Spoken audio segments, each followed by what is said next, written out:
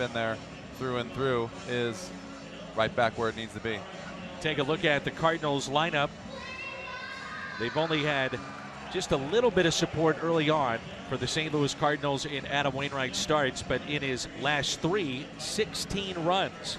It'll be Matt Carpenter, who's red hot, then Stephen Piscotty, 400 average in his last 16 games. Matt Holliday, then Matt Adams, his second consecutive start.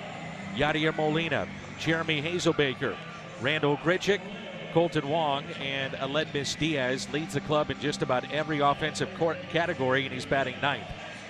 And on the mound, it is Jared Weaver. He'll get the call tonight for the Angels. His record stands at 3-1 this season. He's coming off a no decision in his last start. That was against the Rays on Saturday. 2 runs in 6 innings in a 4-2 Angels loss. So from the Angels side, this is the right guy to have on the mound as they continue to struggle. They have lost 5 straight. Dobbs Tire and Auto Center's defense for Mike Scioscia's club.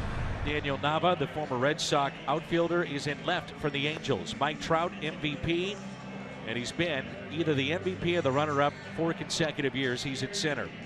Cole Calhoun is in right. Escobar, Pennington, Giavotella, and Crone along the infield, and Carlos Perez is behind the plate.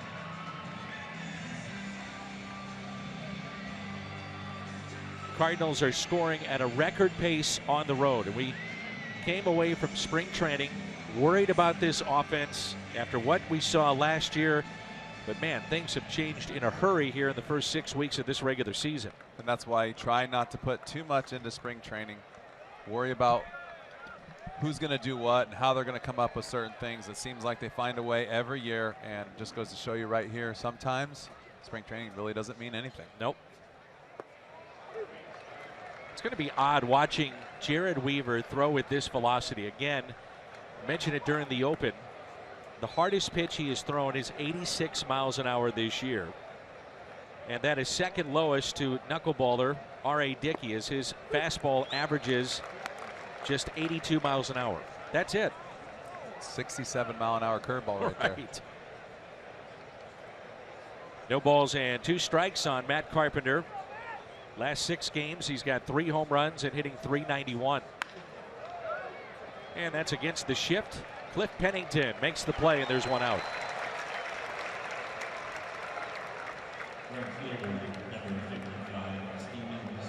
Now 33 years of age, in his 11th year with the Angels. He was the 12th overall pick back in 2004, Jared Weaver.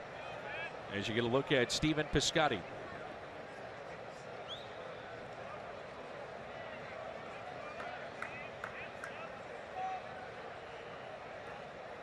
One out and nobody on. So what's your approach as a hitter when a guy is throwing under the normal speed that you see for 6 months, day in and day out? You really have to just stay back. Stay back and be patient. And you've got to look in an area and stick with it. You can't try and guess what he's going to do or try to think that he's going to do something that he's not. You just really have to sit back, see the ball. It's like batting practice, and just wait for a pitch to hit. The hardest thing for a hitter right now is thinking somewhere in your head that there's 88 in there, 89 in there somewhere, and it's such a hard thing to not think about, and you want to jump out there because you know one of these times he's going to tie you up and he's got something left in the tank still. 2-2. That pitch at 85. This guy has been a winner. Just get a look at what Piscotty has done in last 5 games, and he lifts a fly ball out to left, and he's turned into a fly ball pitcher. A lot of times hitters are out in front, so with that, a lot of pop-ups, especially on the infield. The Hyundai pitch arsenal: the fastball, slider, curve, and change. Change-up is around 70 to 72 miles an hour. They say because he's so big and long and lanky and thin that he can really still sell the changeup. And I think it's just difficult in general when you see a guy this big throwing those speeds, because you really expect the velocity to come out of his hand being that tall and that big. And It really is. It's just like a little bit of an illusion. So like I said, you have to just fight your brain to stay back and really just pay attention and watch what's going on. Here's a 1-0. Holiday pops it up, and it's on the infield. Again, you'll see this time and again with Jared Weaver, and the Cardinals go down 1-2-3. Adam Wainwright to the mound when we come back, and there's no score. With the LA Dodgers, Mike Scioscia, longest tenured manager in Major League Baseball.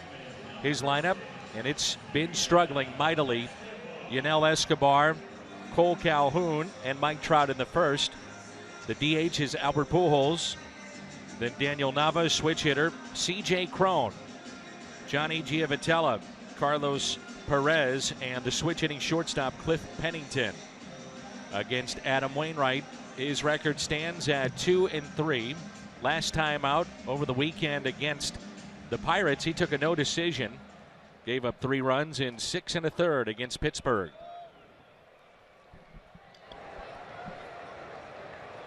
Yunel Escobar is hitting .298, 3 home runs. He's driven in 8. First pitch, base hit into center field. Couple of things to watch out for here tonight. First pitch, batters are hitting .536 against Adam Wainwright, and also, all told, the first 30 pitches of a game, they're batting .358. So then after that, he settles in. Dobbs Tire and Auto Center's defense for the Cardinals tonight. Hazelbaker in left, Grichuk in center, and Piscotty is in right. Carpenter, Diaz, Wong, and Adams along the infield, and Yadier Molina is behind the plate.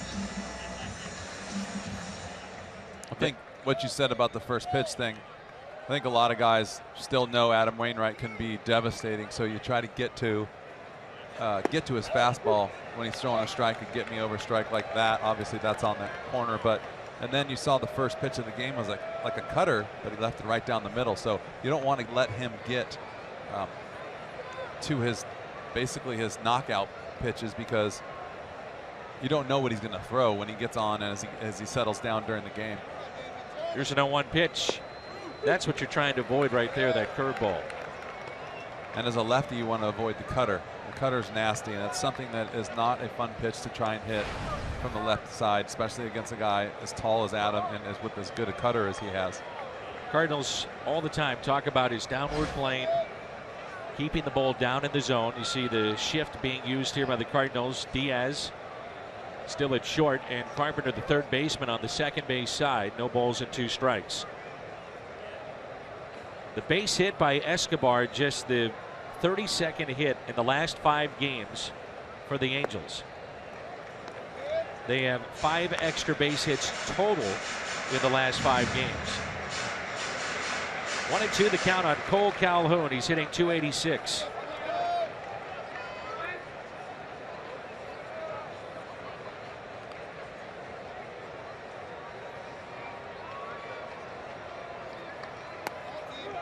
One of the things that stood out with Adam Wainwright in his last start was after the first inning, he settled in, and it looked like vintage Adam Wainwright.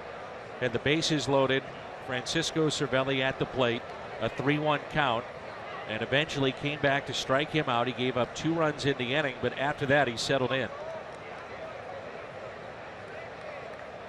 2 balls and 2 strikes. There's a double play ball.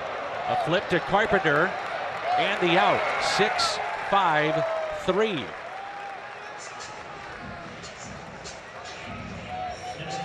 So the Hyundai pitch arsenal here for Adam Wainwright features the fastball, the sinker, very good curve. He's throwing it more this year, and he'll mix in a changeup here and there. At this point in time, Jimmy, I wonder why teams would even give Mike Trout anything to hit, because behind him, there's just not a lot of protection. And it's crazy to say that with Pujols behind him, but that's the case right now. I think the biggest thing with Albert is Albert's still Albert. Somewhere in there, Albert Pujols is lurking. And yeah, you definitely can be careful with Mike Trout, but one swing of the bat and it's 2-0 sure from Albert. I don't take that chance very often. Here's an 0-1 pitch to Trout. Fouled back. Talked a lot about it, Mike Trout. Just look at him, and as you mentioned last night, he looks like a linebacker, and apparently his workouts in the offseason are legendary, and just how hard he works out from the East Coast and now playing on the West Coast. 0-2 pitch, curveball hit sharply to third. There's Carpenter. That'll leave Pujols on deck. He'll lead it off in the bottom of the second, and coming up it's Adams, Molina, and Jeremy Hazelbaker. Any size drink is just 50 cents the next day. That's coffee found in frozen drinks. When they score, you pour. At the nearest on the run, you earned it. I like that. Did you On make the that run? up? You score, we pour? No, I didn't make that up. Okay. That copy is way above my pay scale. There's an 0-1 pitch. Adams fouls it back. Is the idea, Jimmy, as a hitter, to try to stay back against a guy that isn't throwing hard? Do you think opposite field a lot? I was just going to say, the one thing you would have to try and do, and the one thing he's actually doing well, is he's coming inside. And as a hitter, I would have to say, if you look out over the plate and just basically take everything inside, you're going to have a better chance, because as soon as you start to look in, you can't stay back on the off-speed stuff. So the one thing to his credit that Jared's doing well already is he's throwing the fastball inside, and he has to in order to keep people honest. 1-2. Something we'll explain all year long, and it's probably the biggest thing about hitting, is trying not to look in and cheat so you can stay back, and that's what pitchers are trying to do to you, and you're trying to do the opposite.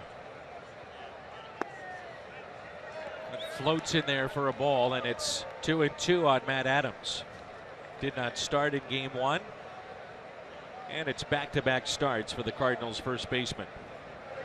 Curveball lifted down the right field line, and this could be extra bases if fair. And it's fouled by a couple of feet. And the count stays 2-2.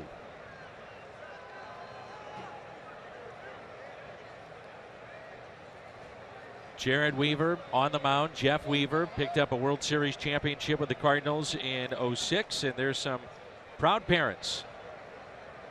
Jared Weaver has thrown a no-hitter, and you were sitting next to his dad in the 9th inning of that game.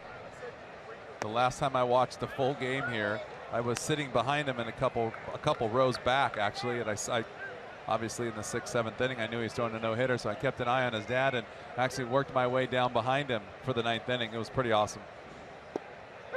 And a strikeout of Matt Adams, first of the night for Weaver. Missouri Lottery Fox tracks on the 3-2 pitch. Matt Adams may have a beef. And he does. So that call by Jerry Davis, the crew chief, goes Weaver's way. 4 up and 4 down to start this game, and it brings in number 4, Yadier Molina. This is a player that doesn't strike out very often. Matter of fact, he's gone 37 at-bats consecutive without a strikeout. Second longest streak currently in baseball. This is the kind of guy that might play right into the hands of Molina, who's so good at going to right field. This definitely is a guy like Yadi would give him trouble. Older players, guys that can stay inside the ball. You would think lefties that could stay inside the ball. The guys that would probably give Jared trouble. But like I said earlier, that's why he has to establish a fastball inside to get people to cheat a little bit, thinking that he's going to come in there. And for some reason, as a hitter, when you get challenged inside, you want to swing too hard and do damage. It's like this macho thing you have in your head. But and it's the first thing that gets you in trouble every time. The 2-1 pitch. Curveball tapped foul. Number 1 pick back in 2004 was Matt Bush, who had all kinds of issues off the field by the San Diego Padres. Justin Verlander was number 2. Philip Umber was in there. Homer Bailey. Jared Weaver at number 12.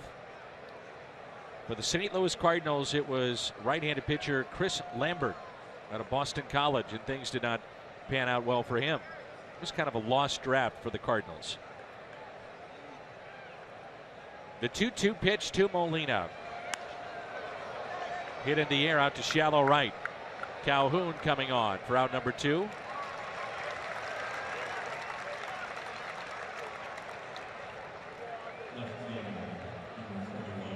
This is like going to be an interesting game of almost cat and mouse. Exactly. See what he's going to do and to see what the hitters are going to do in reaction to the things that he's doing on the mound.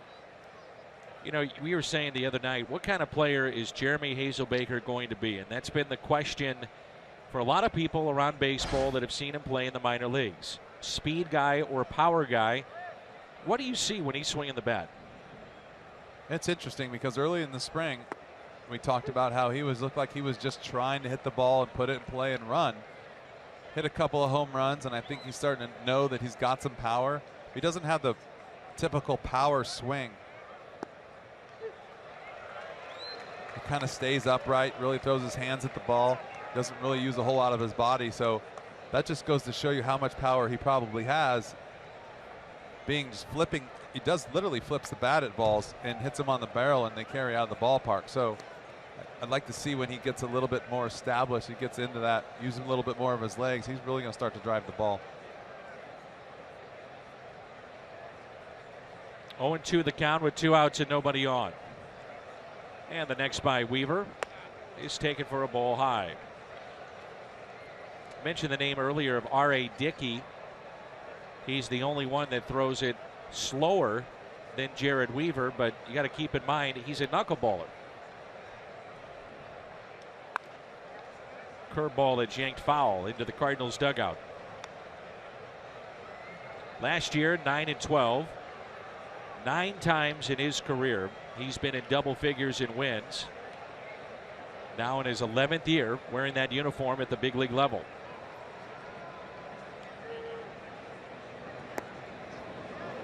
Just missed. Isn't this, though, a great example that you don't have to throw 95 miles an hour? You could throw like this and still win. Teach you how to pitch in a hurry, I'd say.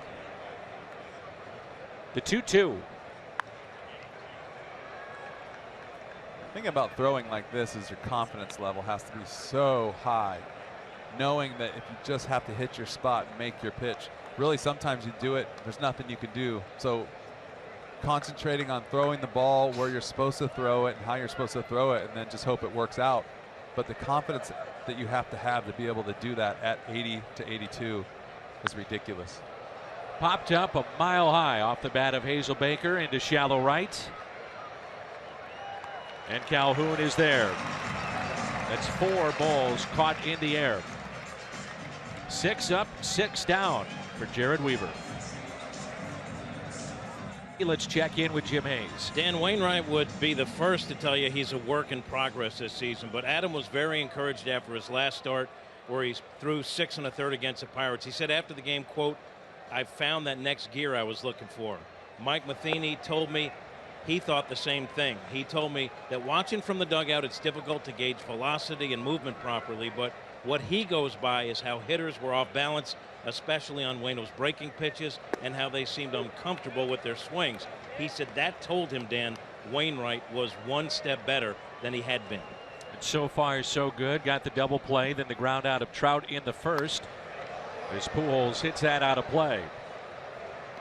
This trio right here, Wainwright, Molina, Pujols, the core of the Cardinals in one of the great runs in franchise history. All part of the 2006 championship and in 11 as Albert just got a piece. I'll never forget, I did an interview with Albert Pujols and I said, "What's your approach to hitting?" And I've never heard a player say this at this level. He said, "I look, breaking ball, adjust, fastball." I mean, what guy says that? It's almost impossible. That's what's amazing.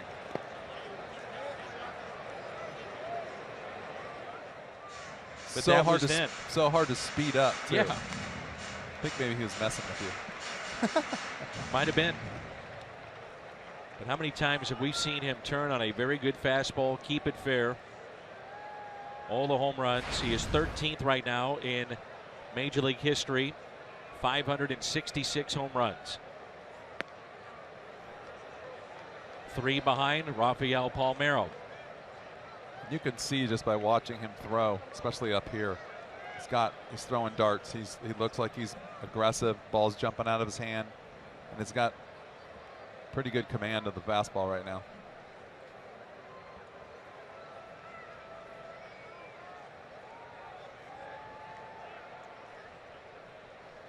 Fun matchup here. Wainwright and Pujols with Molina catching. The 3-2 pitch. Back to Wainwright. As he makes the play.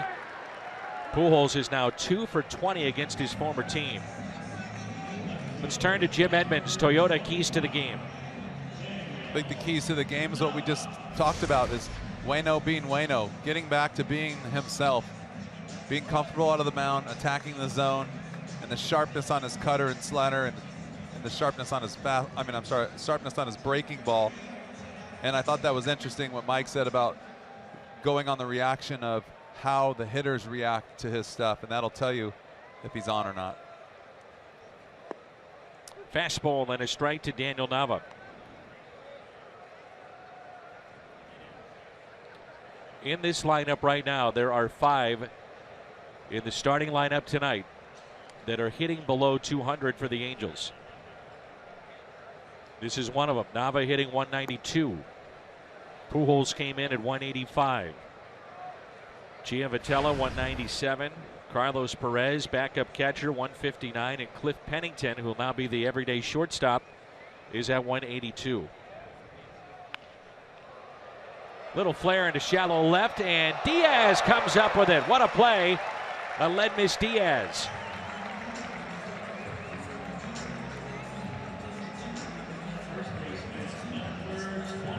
My partner tonight, Jim Edmonds, just looked at me and said, wow.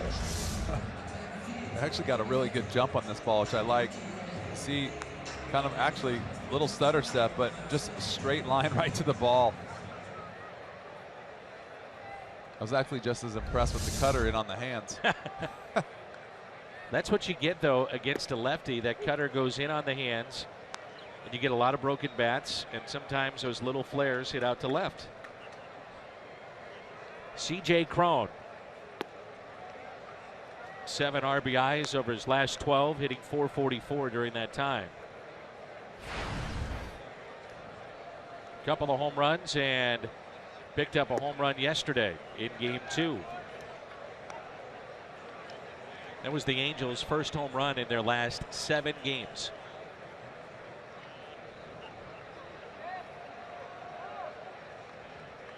The 2-1 pitch. Hit the other way. And there's Stephen Piscotty. So 1-2-3 inning for Adam Wainwright here in the bottom of the 2nd inning. A little help from Aledmys Diaz, the Cardinals' everyday shortstop. Nice play in shallow left. No score.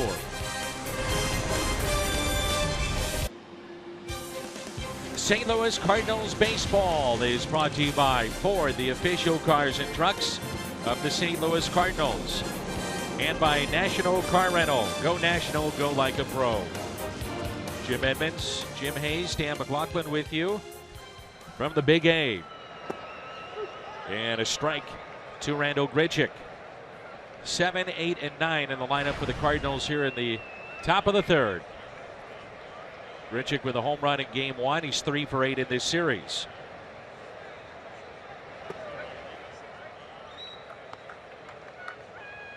Said it a lot in spring training. Where would the numbers be for Randal Grichuk if he plays every day? For the most part, he's getting that chance and showing signs of coming out of it lately. The potential is crazy. You just have to learn, stay on the field, get better every day, lean on some of your teammates for information, and learn how to use that information. That's the big thing. It's a punch out of Randal Grichuk. Strikeout number 2 for Jared Weaver.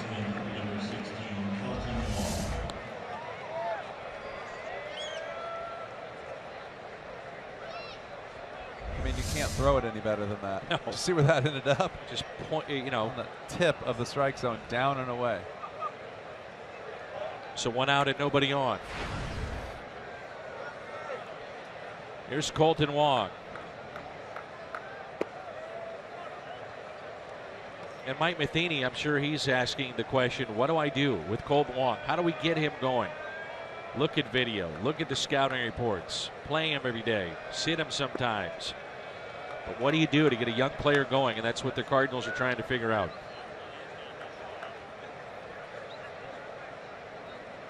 See, he's got his hands back up high again tonight. That tells you he's trying to feel things out. It's the hardest thing as a hitter, is trying to be comfortable when you're struggling and knowing how to change, what to change, if to change at all. We were talking the other day about high leg kicks and how Holiday is able to keep his weight back with that leg kick, then explode into the baseball. And you know, Colton Wong has that similar leg kick, but at times it seems like he gets jammed. You know, it's not down and ready to go. Timing is everything, and especially with that leg kick. Heads up, Gooby.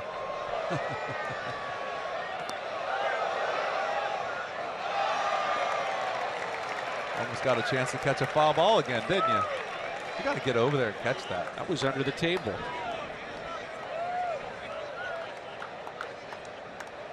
The 2-2. Just got a piece to stay alive. The thing about that leg kick, going back to that, is just when you come down, you got to be ready to go. And if you're late, you're going to get jammed. And with the leg kick, it's tough to be able to put your foot down at the right time, all the time, stay balanced, stay behind the ball. 2-2 pitch, and it's swung on and missed. A strikeout of Colton Wong. It's back-to-back strikeouts to start the top of the third for Jared Weaver. See right here, he's got good leg kick. He stays balanced. I think he stays balanced, but you can see him drift just a little bit. But the thing, like I said, worried about that fastball inside, and you get a good changeup. Doesn't matter what balance you have and who you are as a hitter. It's a tough pitch to see. The thing with this is funny, is normally you see a changeup and you can see a difference in spin. But his fastball's like a changeup. He doesn't have to really change the grip. And he's so deceiving right now that might have the same spin on the fastball as it does on the changeup. And those are the ones that are hardest to pick up. Here's Aledmys Diaz, who's hitting .382. Well, you said something that I think it applies to every player, whether or not you're a pitcher, but confidence. When you're throwing under the hitting speed, and the way that he's going about it here, with the highest pitch at 85, the low 66, you have to hit spots, but you also have to be very confident in what you have in your arsenal. This guy clearly is still confident in what he has. Do your homework, know which pitch to throw to which hitter. Everybody's different. I mean, look at all these hitters first time through, how out front they are. None of the at-bats look to be comfortable swings. I'm telling you, your mind plays tricks on you. You think there's going to be an 88 in there somewhere, or you see a couple fastballs. That's the other thing. Establish the fastball early. You don't have to throw it as much later in the game, and everyone's still worried about it. Hit out of play. It's 1 ball and 2 strikes. Jared Weaver pitched at Long Beach State, powerhouse in college baseball. He was the Golden Spikes winner in 2004. It took him about a full year to sign. Then started playing professionally in 05. And he strikes out Diaz. First time through the lineup. He strikes out 4, and he strikes out the side here in the top of the third. No score from Anaheim.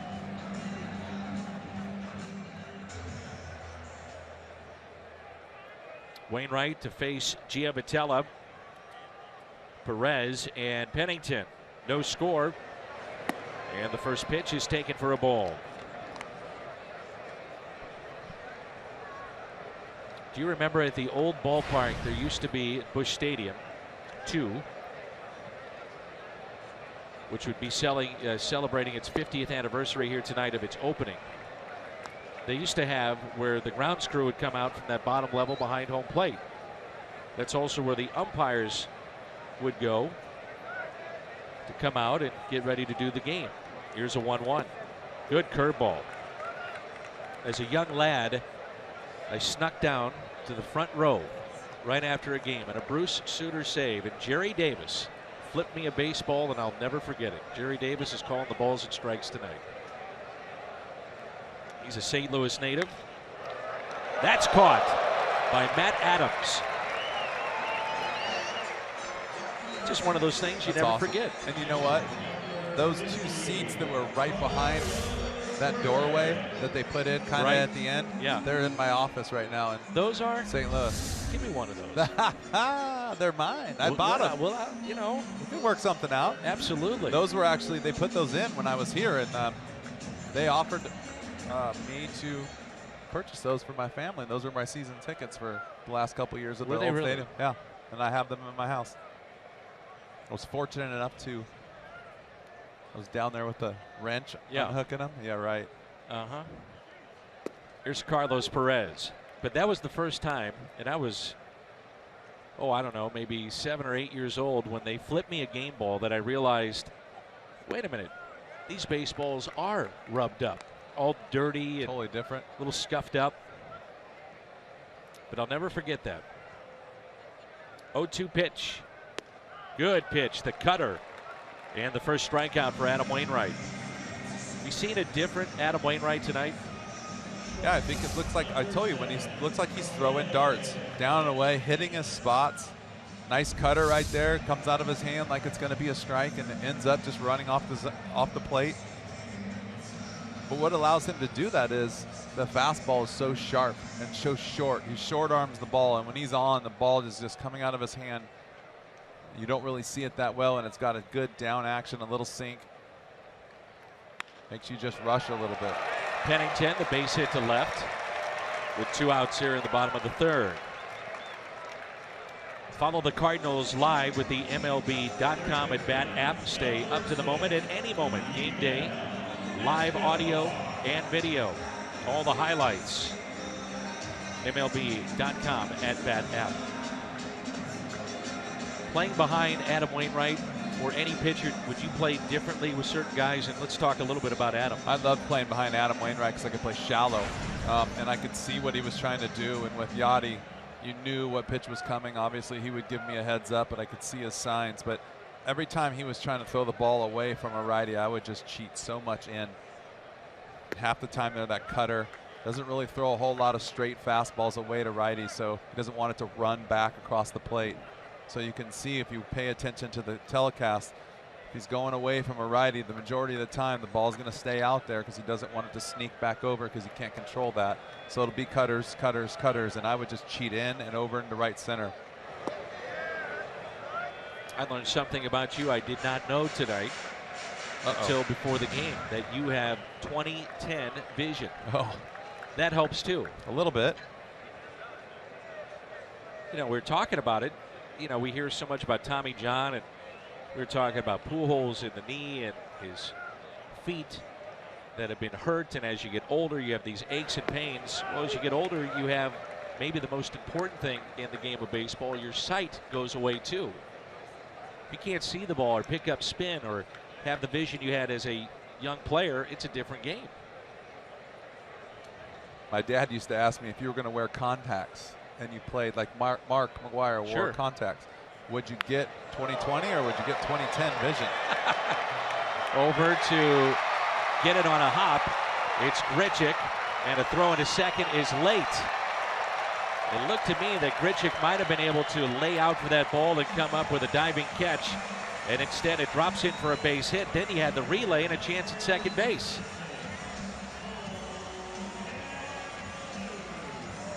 I think he was shifted over a little bit into right center maybe and thought that Hazelbaker was going to have a better chance to get to this ball. If you could see this on the replay, he's kind of way over in right center.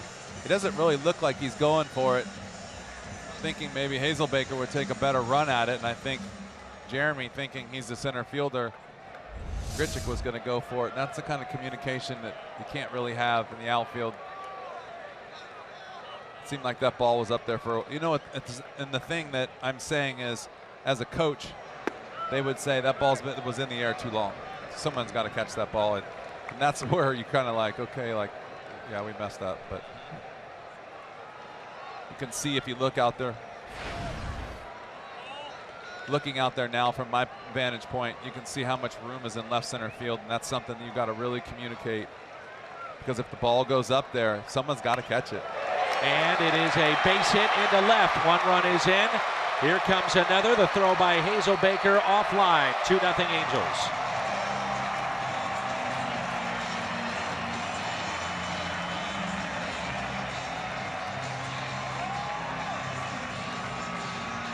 Calhoun drives in 2, and it's 2-0 Los Angeles.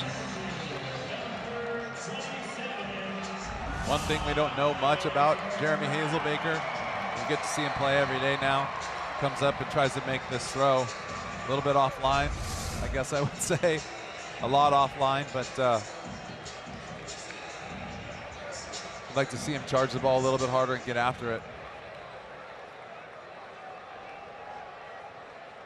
Now you have to deal with Mike Trout. Grounded out to third, his first time up. Angels came in, by the way, Jimmy, 3 for their last 30 with runners in scoring position. So now 1 for 1 here tonight. Talked about last night about giving the opponents an extra out, whatever side of the field you're on. If you're the Angels or the Cardinals.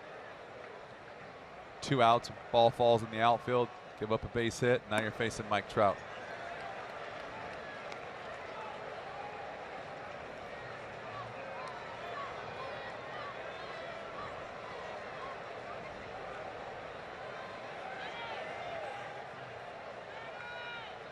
Trout grounded out to third, first time up.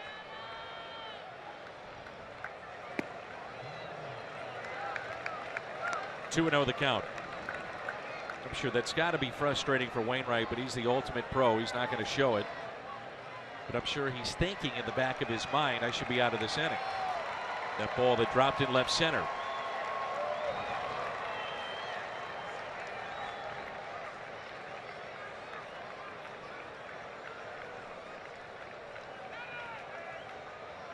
The 2-0 pitch to Mike Trout. 3-0. The thing for me when I played the outfield, I worked so hard at trying to get good jumps and be such a perfectionist because I needed to.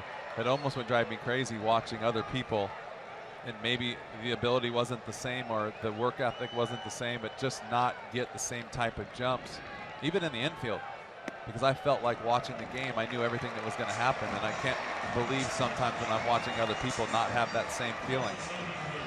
So as a perfectionist, of course you want every ball caught and every ball charged and thrown to the base where it's supposed to be thrown. Now it's first and second for Pujols. Grounded back to Wainwright on a 3-2 pitch. In the second, he's 0 for 1.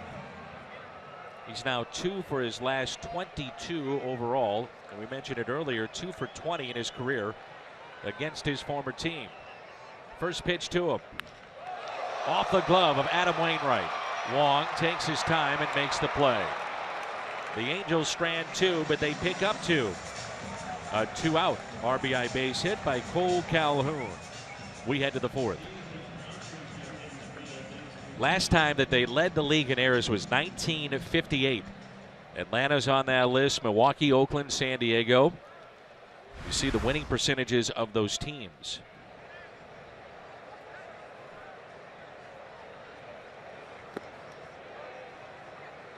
A breaking ball to Matt Carpenter. We're underway here in the top of the 4th. 2-0. Angels with the lead.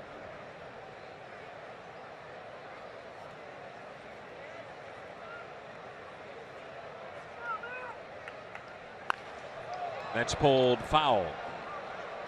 It's always interesting to see the adjustments within the game, and let's see what happens here second time through this lineup against Jared Weaver. You want to see what I'm talking about staying back? Look at this swing right here.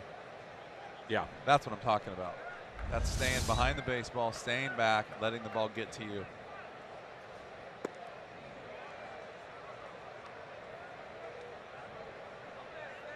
Two balls and 1 strike.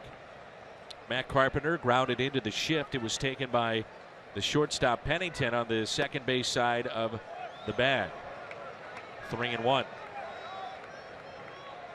This is where Jared Weaver has had issues this season. Doesn't go very deep into games, but also major league teams, major league hitters make the adjustment second time through.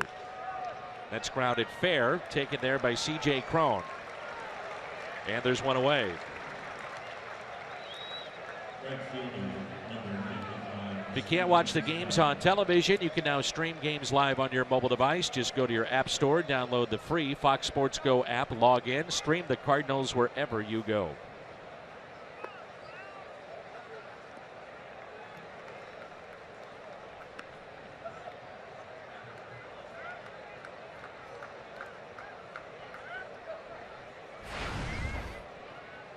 Here's Steven Piscotty lined out to left. Gets underneath it, and a high fly ball lifted down the left field line. It is in play. It's fair, and the catch is made by Daniel Nava. That ball was skied. Hit that as high as he did far. Not too often you see a ball hit like that that doesn't hook either. Right. I believe that ball stayed fair.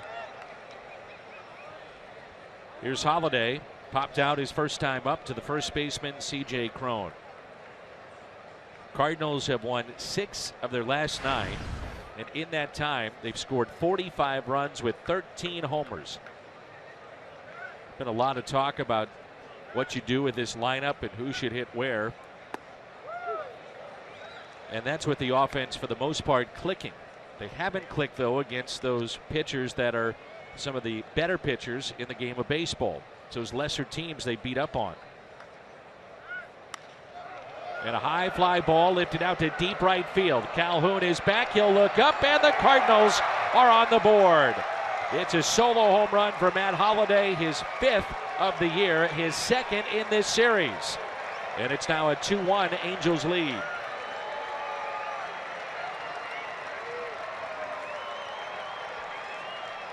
That's the approach you were talking about earlier, staying back, hitting the ball the other way, or looking to hit the ball the other way. Probably nobody better in baseball over the last few years hitting the ball the other way than Matt Holliday. The Nissan drive of the game off the bat of Holliday.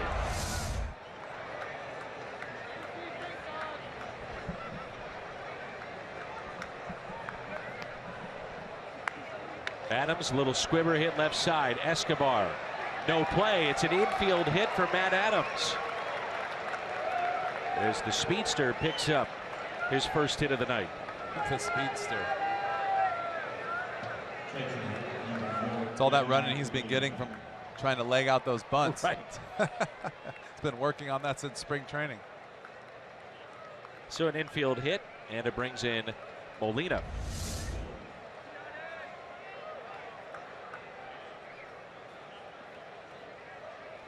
Little surprised that Escobar didn't even try or attempt to make that throw to first. Molina pulls it fair, down into the corner. Over to get it, Nava. Adams to third. He'll stop there. Molina trotting into second base with his 11th double of the year. And I was about to say before that pitch, with right-handed hitters, Yunel Escobar, the third baseman, because of the lack of velocity from Weaver, is basically on the line and still was able to pull it past him.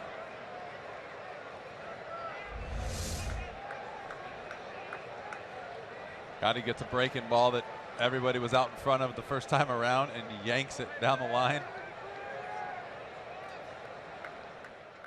You think when the guys that are hitting will be the veterans who will start the hitting off a guy like this.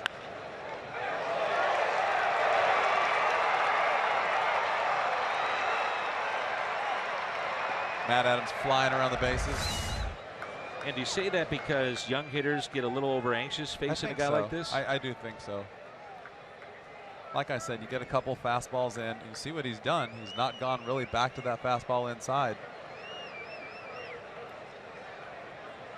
So here is Hazelbaker, flied out to right field. And the first pitch is strike. Runners at second and third.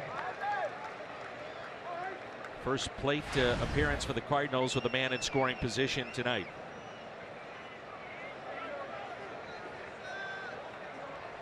Big gap in left center. 0-1 pitch inside.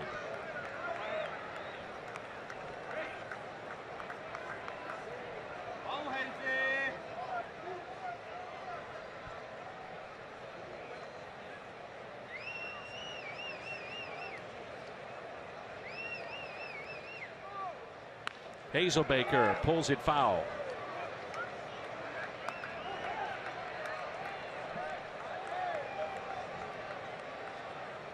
Jeremy did a good job of staying back there.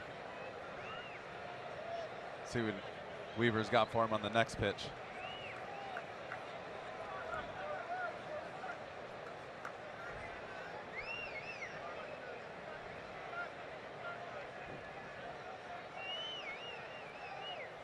The Pellegrin family from St. Louis is here tonight, enjoying Cardinals baseball.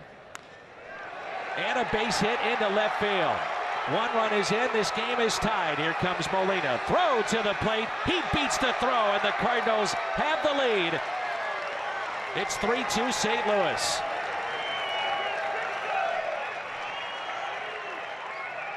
First we got Matt Adams flying around the bases. Now we got Yadi Molina flying around the bases, scoring a run right there.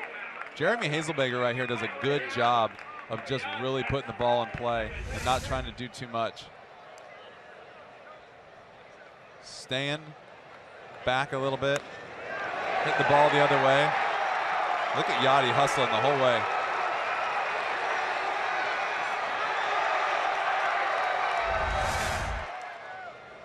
Is it me or is he running better every year? I've been saying that this year. He's running better, I think, this season than we've seen in the last couple of years. Moving better behind the plate, too. I would assume, Jimmy, it's a byproduct of the fact that he's lost a little weight. We don't talk about that nearly enough, as he's gotten himself into great condition prior to last season. That's carried over to this year. Never-ending work. 0-1 pitch to Grichuk. By the way, is that your mom behind us? Am I supposed to look back there? Yeah, she's so proud of her son. She came to check it out for a couple innings tonight. A lot of visitors in the booth the last couple nights. Oh, yeah. It's just like when you played here. I'm glad this only happens once in a while. Here's the 0-2. I would assume that your parents are a little bit more relaxed with you up here. That's an assumption, though, than seeing you out there and playing in Game 7 of the World Series. There she is. There's Josh back on TV again. That's your personal assistant. Personal assistant. And a swing and a miss as Grichuk strikes out. The Cardinals pick up 3. In their first lead of the night. All started with Holiday, and all this done with 2 outs. That solo shot. Then Hazelbaker, a single to score 2. Top half, and the Cardinals pick up 3. Carlos Martinez was supposed to make the start tonight. He's been pushed back to the weekend. With more on that, let's check in with Jim Hayes. Yeah, he was given a couple extra days to recover after dealing with a respiratory illness that had plagued him over his last couple of outings. Dan, Carlos told me today he actually asked Mike Matheny for the extra time because he was still coughing and feeling weak because of the illness. But Carlos told me he's much better today. He's been getting medication and working with the training staff. And Mike Matheny confirmed that, saying Carlos is doing better. And he expects that Carlos will be fine for his next start, which will be Saturday, Dan, against the Dodgers. And the Cardinals will not see Clayton Kershaw. Thank you, Jimmy, in that series, as Kershaw is pitching tonight for Los Angeles. 1 ball, 1 strike on Daniel Nava. It was robbed by Aledmys Diaz, and a great play. Soft liner into shallow left. And as we know, Jimmy, these pitchers are creatures of habit. So with the off day on Monday, it keeps Wainwright on his normal rest. And, you know, some guys, they appreciate that. They do not want to be off that list. And a high fly ball into deep right field. Piscotty back, and it's gone. Daniel Nava. First home run with the Angels in 2016.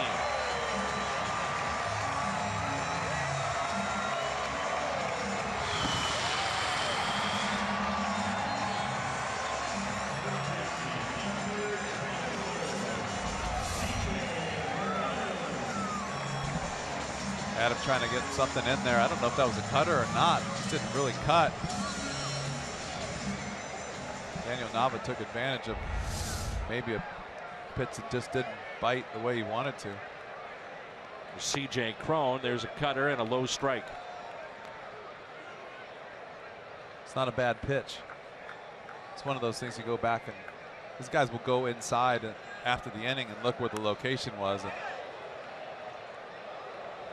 he's not going to be disappointed with the location, but with the result, it'll be a little disappointing. What's disappointing for Wainwright right now, he's given up at least 3 runs in 8 consecutive starts. Tied for the longest streak in the past 50 years. Coming into this start. And now he's just one back. Pat Henkin had 9 starts in 2000 in which he gave up 3 or more runs. That's hit down the left field line, hooking, and it's fair. Off the wall, Hazelbaker will have to dig it out. And C.J. Cron with a double.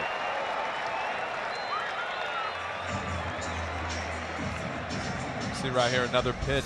Maybe not going to be happy with the result. Breaking ball that didn't get down. It's a good piece of hitting right there, though. We all know Adam's got a great breaking ball. You always wonder when his breaking ball gets hit if someone's kind of guessing or thinking breaking ball in that situation, because his fastball darts in on you so much. He'll just really stay on that breaking balls. Makes you wonder sometimes. Johnny Giavotella lined out his first time up, and a high chopper that is fair off the glove of Carpenter, and everybody is safe. So base hit for Giavotella. That was like on the AstroTurf there. Looked like it might have hit the plate. Yep. Sometimes when that ball hits the plate, it is like AstroTurf.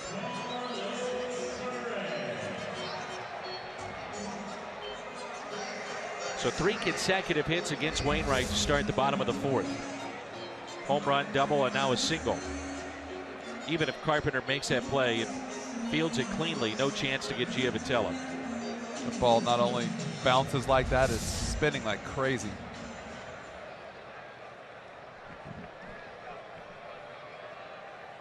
So you're dealing with the bottom of this lineup. Carlos Perez struck out on a cutter back in the 3rd. Lone strikeout tonight for Wainwright, showing bunt, and it's taken low for a ball.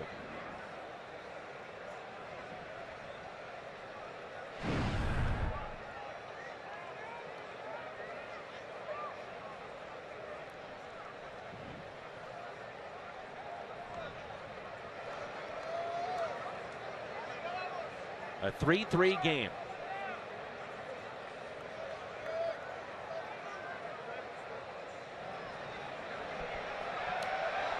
And now a cat has made its way onto the field. Where's Tony La Russa when you need him?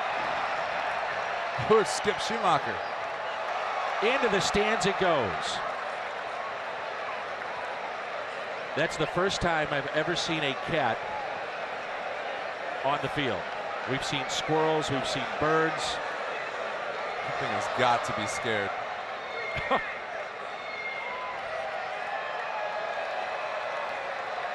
Do you remember the guy back in the day in Seattle that went to pick up the cat and it bit him? Oh, yeah.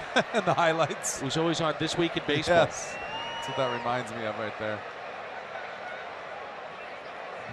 Oh, someone's got a new friend. What, he gets to keep the cat? Maybe it got out of his car. Half the time you got to throw back the baseballs or give the bat back if it flies out of a batter's hand. Have to give the cat back. You know, that's how ARF started for Tony La Russa. Seriously. I did not know that. There's cat on the field, and that's how the long history began for ARF, Animal Rescue Foundation for Tony La Russa. That lady better watch out. That cat's going to attack that hot dog. You ever seen a cat on the field? No. You know what's weird? It's still to this day. I heard the noise as a player. Something's wrong. You just don't know where it's coming from. Right. And you could hear the growing noise of the fans. And I knew right where it was coming from. It was coming from right field. But still that instinct of something's wrong. and I'm tapping you on the shoulder. I'm like, you got to look down there. Just looking at the my scorecard, and when I hear that, I usually think it's a fan that's running on the field. It was. It just happened to be a cat. Cat fan. See something new every day, huh? Yeah. 2 balls and 1 strike as that cat is being escorted off the premises.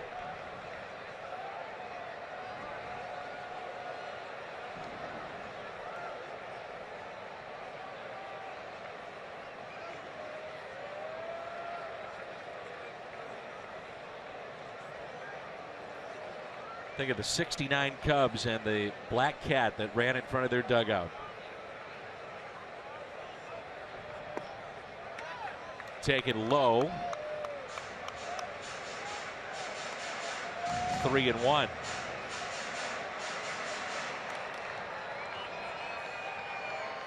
We're wondering if the situation right here, if you're the runner at second base on this high chopper, you get a good read on that. You were walking into third base. Even if you don't, you should be at third base. The guys in the truck are actually pointing that out. Some good baseball knowledge in there.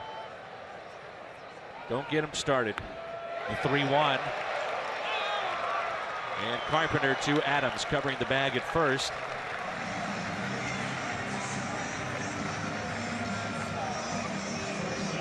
You know, we do have Jimmy the Cat Hayes here. I was going to beat you to that, but I wasn't going to say that. I was going to say there is a lot going on up here in this booth right now. Oh, man. Maybe if he was down there on the field, he could have cat whispered. Some kind of connection between the two? Yes. Wouldn't have been surprising for anybody. A 3-3 game. Runners at second and third. 1 out. Here's Cliff Pennington, who singled to left and started a rally with 2 outs back in the third.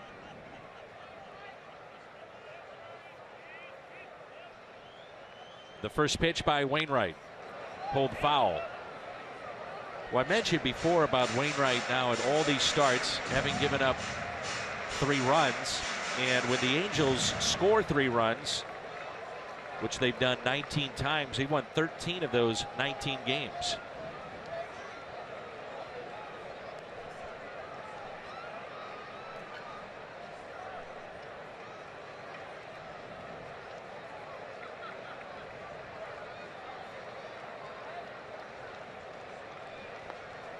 What I was wondering when I was trying to talk to you was, where does a cat come from in this picture?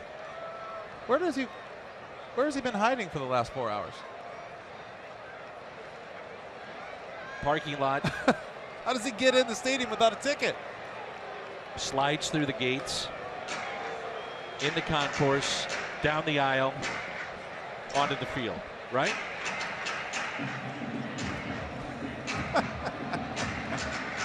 The great John Reynolds, who has been our assistant this road trip, said he cat-upholded. It's so bad.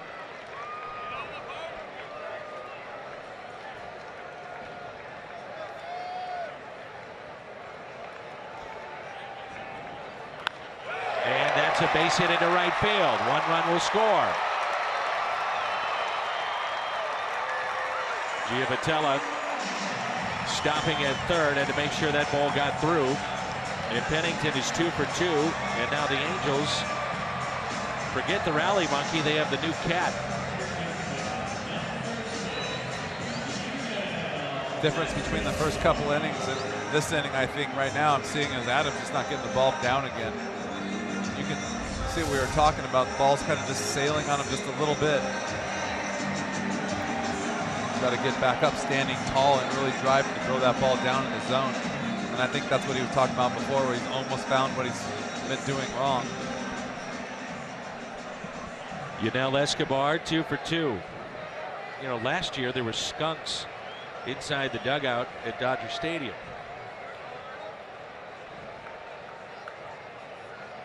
Now the Angels have the rally cat. The rally cat.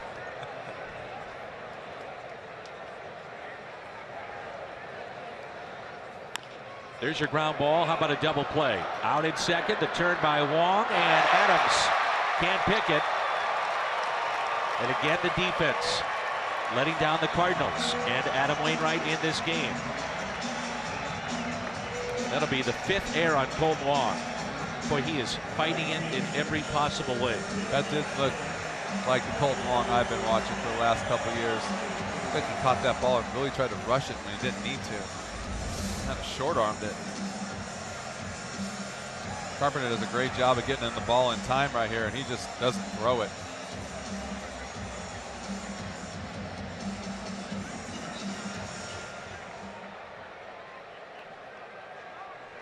So brings in Cole Calhoun with Mike Trout on deck. Seung-Hwan Oh starts to throw in the pen. It's kind of a start that it's tough to really evaluate Adam Wainwright, because you look at the ball that was a base hit at the left center, very well could have been caught. You've got an error made in this inning. But the Cardinals don't like something they're seeing here. Only 59 pitches, and O is up throwing. A crazy hop off home plate. Yeah. Having to deal with the rally cat. The rally cat, for sure. How can you expect to keep going after that? 1 ball, 1 strike with 2 outs and a runner at first. Calhoun is hit into a double play. There's a base hit to left that scored 2 with 2 outs back in the bottom of the 3rd. That's pulled foul. If you're getting O up, I mean, you're thinking maybe Trout, certainly Pujols. You're 2 spots away from him after Calhoun. Daniel Nava's a switch hitter. 5-3 Angels. The bullpen is well rested coming into this game tonight. Next off day will be Monday for the Cardinals after the series against the Dodgers.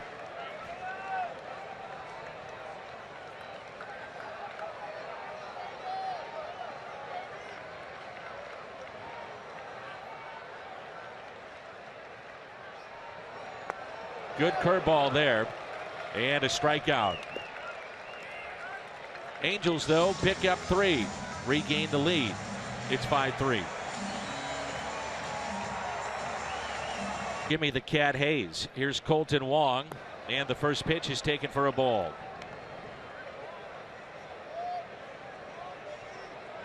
They both have 9 lives.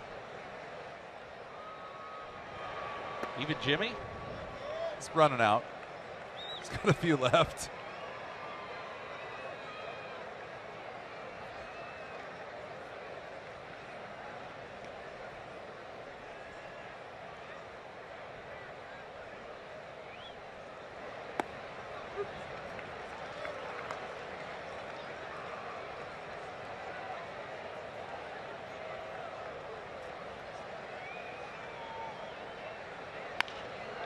And there's a base hit for Colton Wong into center field.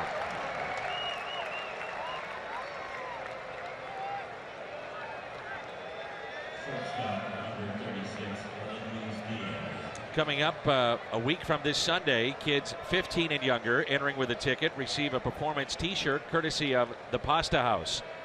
Children under 48 inches will also take home a free Six Flags ticket. 30,000 fans receive a family attraction savings card and more.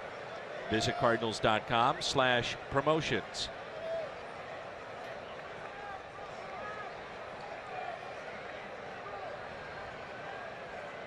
Here's Aledmys Diaz. See what type of hitter he is here. Watching him hit against Jared. See if he stays back. I think his hitting wisdom for a 25-year-old is above and beyond the normal 25-year-olds.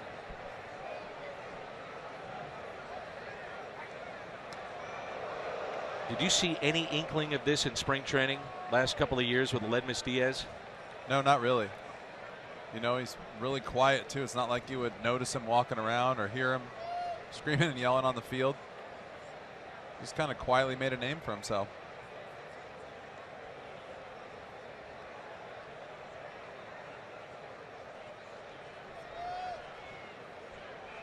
Here's a 1-0 pitch.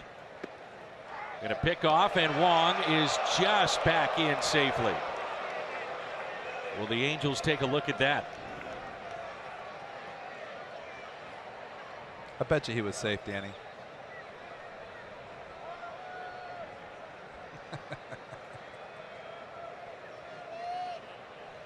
And Mike says he's safe, see? Yeah, you also heard from the guys in the truck, let's be honest. Them saying he's safe. I'm getting good at this game.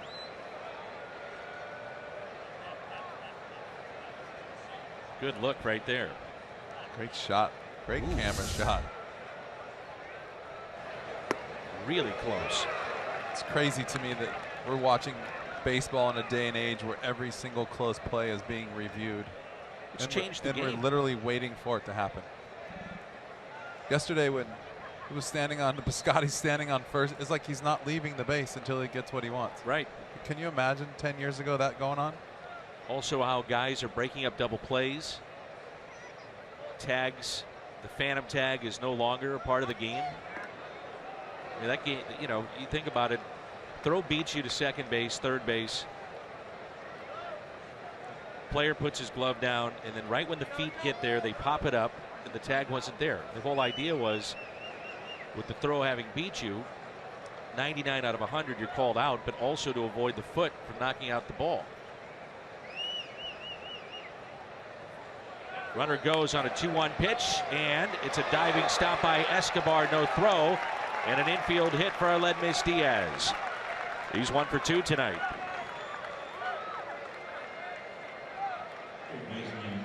Have he hurt himself, or? That was a long run down to first base.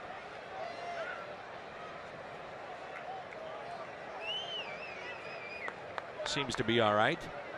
And it brings in Carpenter, who is 0 for 2. So the first two have reached. A base hit by Wong into center field. Diaz an infield hit. Carpenter is grounded into the shift and also grounded out to first, 0 for 2.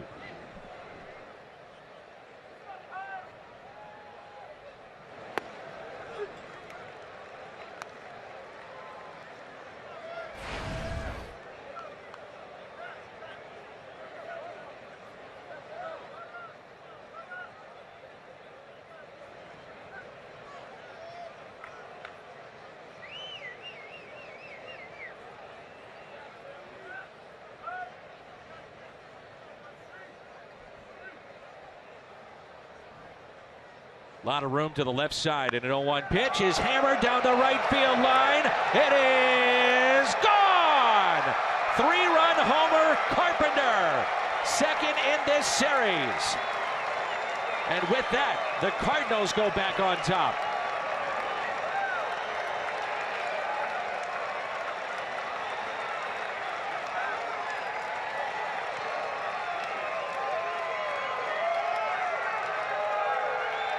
Home run number 7. And Carpenter has driven in 25 this year. Down and into a lefty. Little hanging. Wasn't really hanging, just didn't do much. Slider.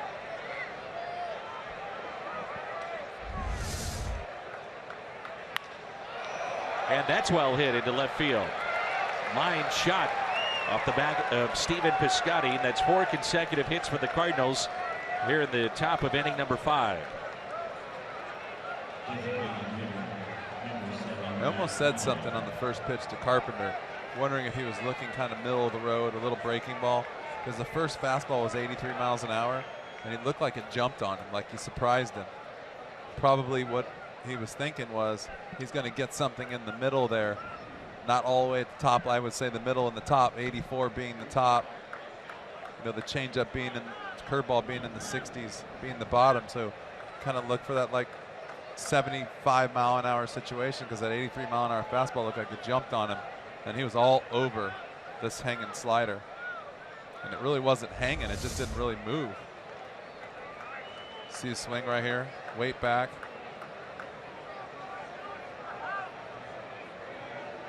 Sweet swing there of number 13. I say, it sure looks pretty when it works, doesn't it?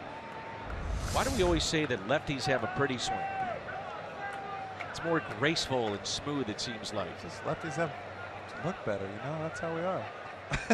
Spoken like a true lefty. Yeah. Goofy with pretty swings. Brendan Ryan has come into the ball game, and he takes over for Cliff Pennington, who's 2 for 2 tonight after the visit with Jared Weaver. So Ryan, who made the start and was acquired from Washington right at the beginning of this series, comes in and takes over at shortstop, the former Cardinal. Cardinals with a lead of 6-5, still nobody out. Now you have the heart of the lineup. A lefty is getting loose in the pen for the Angels. Could be to face Adams, depending on what happens here with Holiday, or maybe Hazelbaker. Nobody out. Holiday is homered tonight. Oof. Takes a vicious cut, hits it out of play. See some of the guys are starting to sit back, let the ball get to them. So taking some really good swings.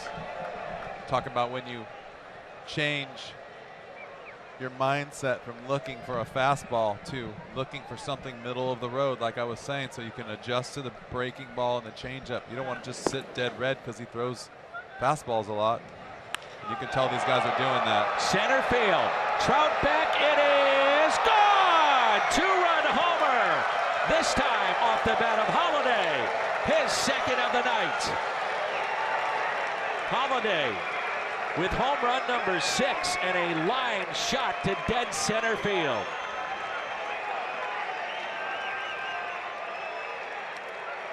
And that'll be it for Jared Weaver.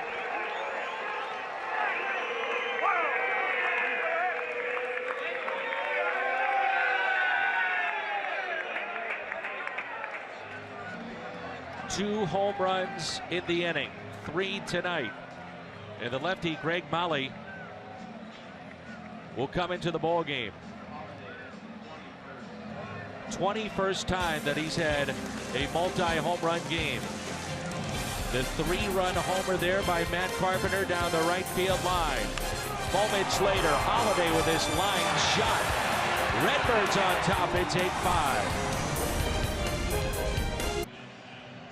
The Cardinals have exploded for 8 runs tonight, 3 home runs, and they've had 5 consecutive hits to start the top of inning number 5. Weaver 4+, 8 runs on 9 hits, struck out 5, no walks, 3 home runs.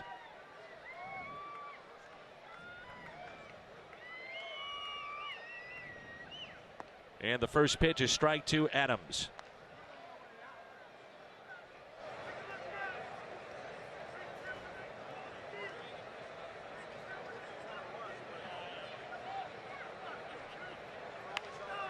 Adams pops it up into shallow left, and the catch is made by Yunel Escobar.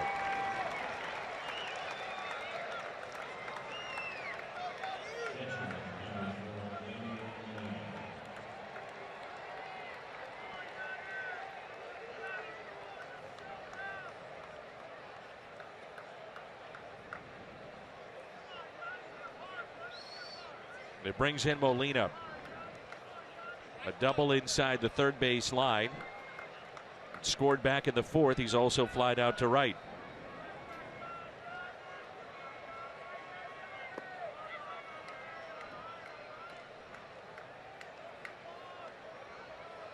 The power of the Cardinals at times has been able to overshadow what has been poor defense. That may be the case here tonight. Was hoping that wasn't going to be the storyline at the end of this game. Was Adam pitched pretty well, but a few costly plays and bad timing could have cost him a victory. And the offense came alive. The offense made a great job of making adjustments against Jared Weaver. And I almost seem to think watching this game that he just kind of gave up on that fastball inside. Now one of the questions in this game for the Cardinals is that they had Seung-Hwan Oh getting loose. Were the Cardinals watching something they didn't like from Wainwright? Are they just looking to get him through 5, have a chance at a win? There's a check swing, did not go.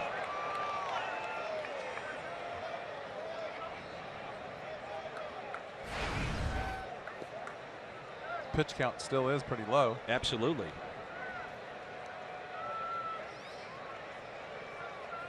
Molly was selected back in 2014.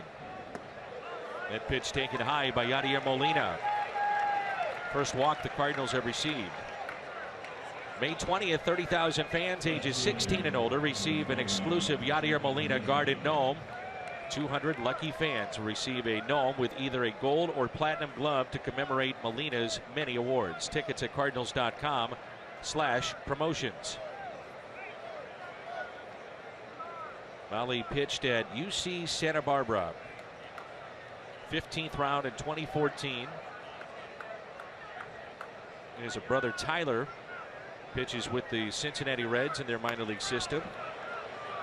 There's a ground ball to first. They'll get the lead man. No chance to get Hazelbaker. There's 2 outs. So for the lefty, let's take a look at the Hyundai pitch arsenal. Sidewinder, a lot of fastballs, the sinker, slider, changeup. I've seen a lot of guys with a bunch of off-speed pitches thrown tonight, like more than normal. Usually see a guy throwing 70% fastball, a couple percent here and there on the changeup, slider, curveball. You never see more than one pitcher throwing 30%, 40%, 20%, 15%, all different pitches. See where Molly would be tough on lefties with this motion.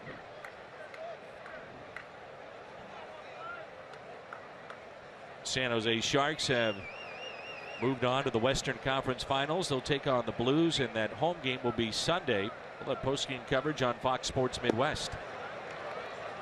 Cardinals, by the way, playing in Sunday Night Baseball coming up. 1 ball, 1 strike on Randal Grichuk, who's 0 for 2 with a pair of strikeouts.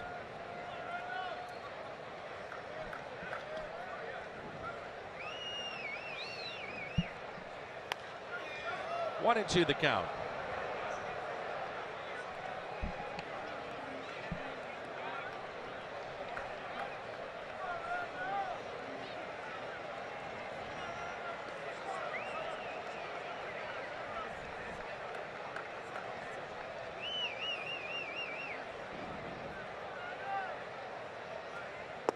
Inside to Randal.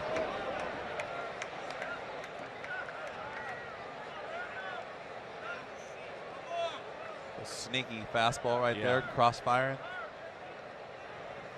Looked like he was going to come from the side, ended up throwing it a little bit more over the top. Showing a bunch of different arm angles. Keep people honest.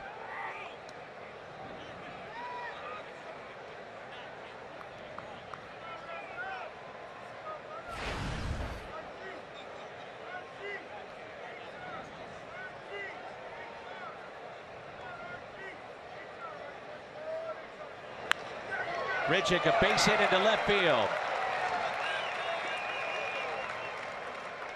The inning started with a single by Colton Wong. He'll bat for the 2nd time here in the 5th.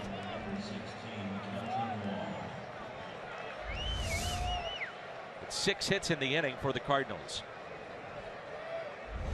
Hanging changeup, went out there and got it.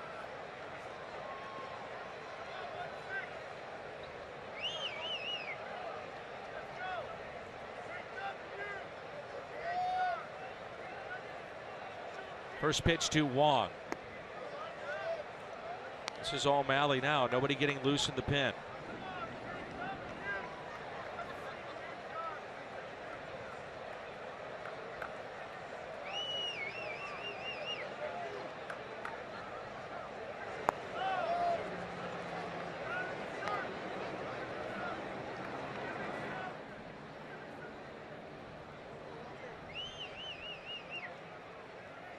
You know who never misses a pitch of Cardinals baseball? Let me hear it. Jason Isringhausen. He's on top of it. He's always on the pitchers and watching how to get hitters out, also seeing who may be in the stands. And he is staying on top of us, making sure we are saying the right thing. It's more directed at you. He's keeping an eye out for me, I'm sure. The all-time saves leader, Jason Isringhausen, in Cardinals history.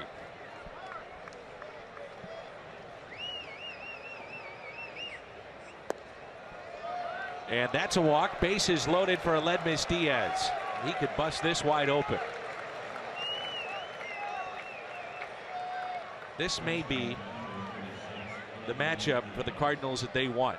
I mean, if you get Holiday up against this lefty, that'd be fine. But you look at Aledmys Diaz facing a lefty, what he's done on the road, how well he's swinging the bat, bases loaded, chance to bust this game wide open. So Wong is on for the second time in this inning. Hazelbaker grounded into a fielder's choice. Base hit to left by Randall Grichuk. The walk to Colton Wong.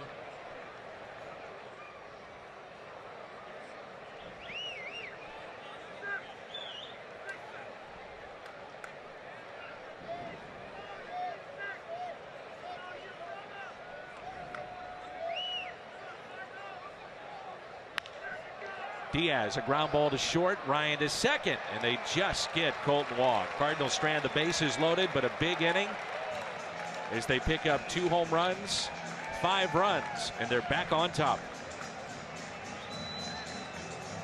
And McLaughlin from Angels Stadium in Anaheim, California. Beautiful night for baseball. It's 8-5 St. Louis. Cardinals have put up an 8 spot. 3 runs in the 4th and then 5 in inning number 5. Wainwright dealing with a 3-run lead. And he'll get the heart of the lineup. Mike Trout, Albert Pujols, Daniel Nava. Trout is walked and also grounded out to third. Only 64 pitches now for Adam Wainwright.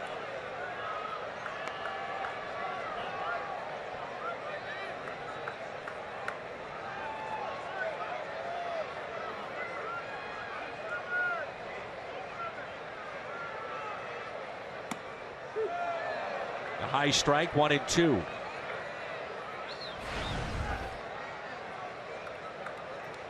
Mentioned Jason Isringhausen earlier. He'll be inducted into the Missouri Sports Hall of Fame. Congratulations to Izzy.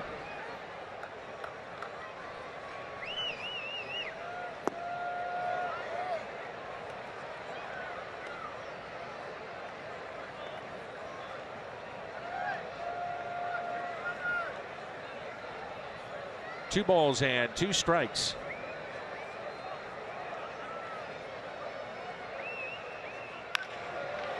Hit to the right side. Wong spins, throws, and no error on the play as Trout was tangled up with the first base umpire. That umpire is Rob Drake.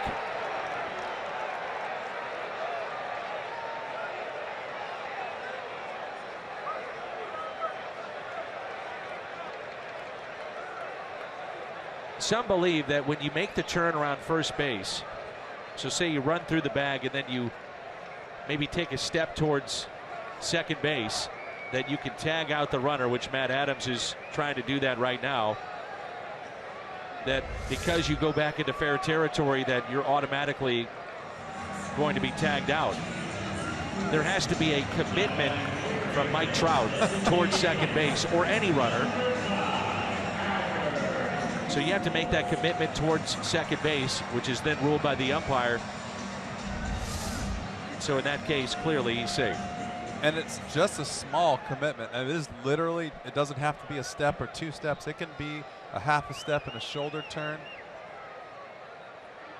I've seen some very little movement towards second base and be called out. Rob Drake is lucky there. He didn't get steamrolled by Mike Trout. Yeah. Get out of the way. He actually was out of the way, which is... I mean, go into the seats. Mike Trout is coming down and flying. It's almost like when Latchman was coaching third and McGuire was hitting.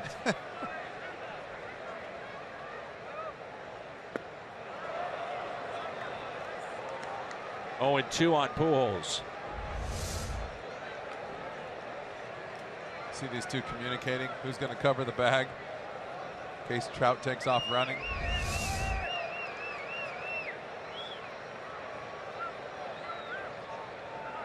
Two young guys up the middle. It's good to see them communicating, doing the things the right way. 0-2 pitch. You know, the Cardinals had pitched Pujols, I'd say middle outer half. You're not seeing him go to right field like we used to. He rolls over on a lot of balls. Not to say that he won't make that adjustment, but that's how the Cardinals have pitched him. That shows me that they've noticed something over the last couple weeks of scouting. We got scouts here all the time. They got video. Notice maybe he's been pulling off a little bit, which we talked about last night. It's crazy when you get inside conscious as a hitter, how long it takes to get away from it.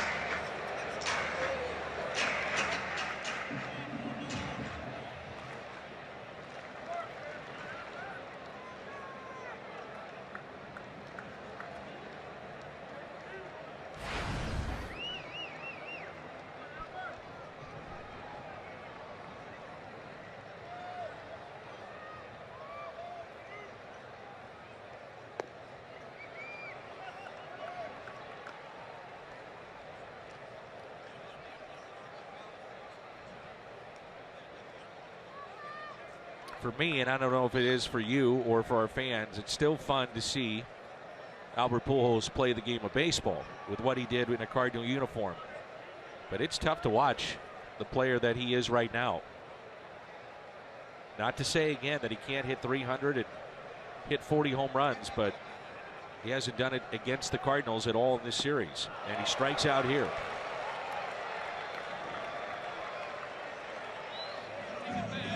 Yeah, he just definitely doesn't look like the same guy, good or bad.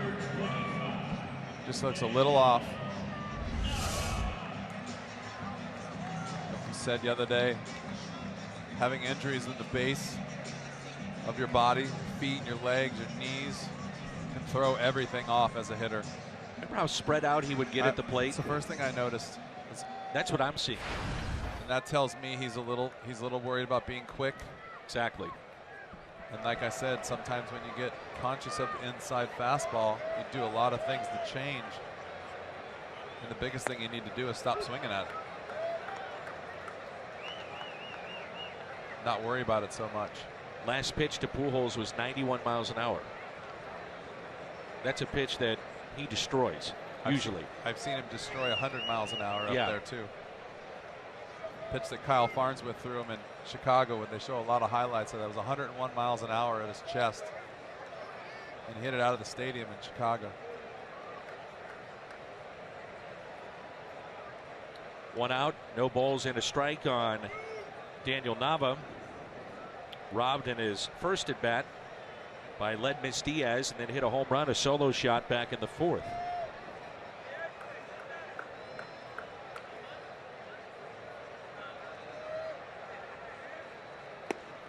There's a curveball, and it's 0-2.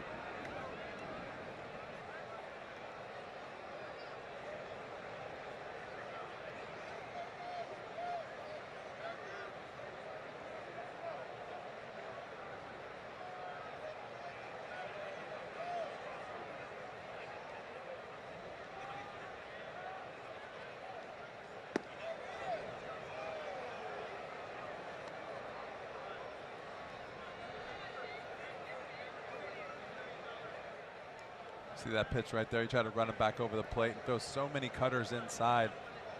The guys have to stop swinging at it, and then he can sneak that little fastball in there. If he throws it on the plate, some guys don't want to swing at it thinking it's a cutter. Just missed right there. At least he's keeping the ball down and on the same side of the plate as Yachty.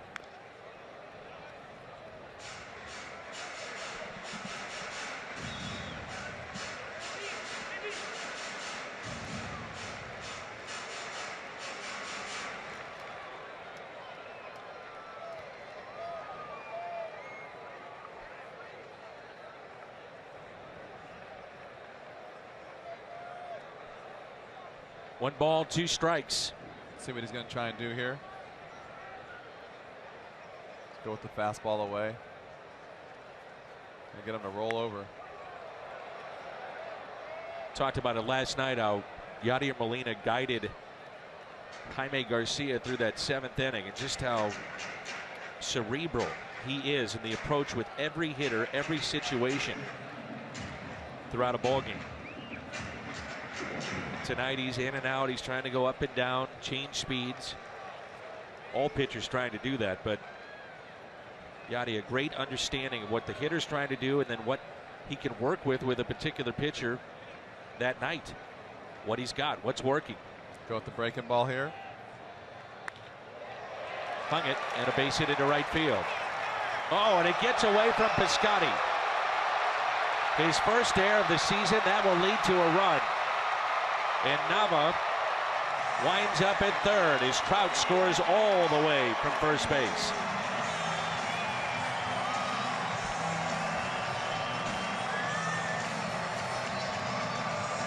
So base hit, error on Piscotty, the second error by the Cardinals tonight, and it's now an 8-6 game. See if this ball snakes on him a little bit, but doesn't look like it. No, just doesn't go down to get it.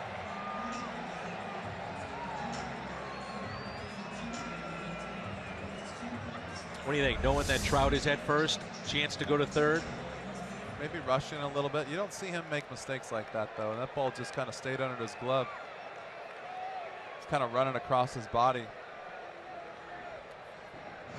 It's just a weird play when that happens. Literally, you're chasing after the ball, thinking to yourself, how in the heck did I just miss that? Just catch a ground ball like you catch them 100 times a day. Sometimes they just sneak by. You start thinking about the added pitches for Adam Wainwright, the stress now that's put on him, and you get their hottest hitter in C.J. Cron. You know, the Cardinals would love to get Wainwright through 5 and a chance to qualify for a win. Again, though, the bullpen is rested and ready to go. The fly ball into right center field. Grichuk won't get there. One hops off the wall. It's now 8-7. C.J. Cron with his second double of the night, and he picks up an RBI, his 11th. He had 2 doubles all year.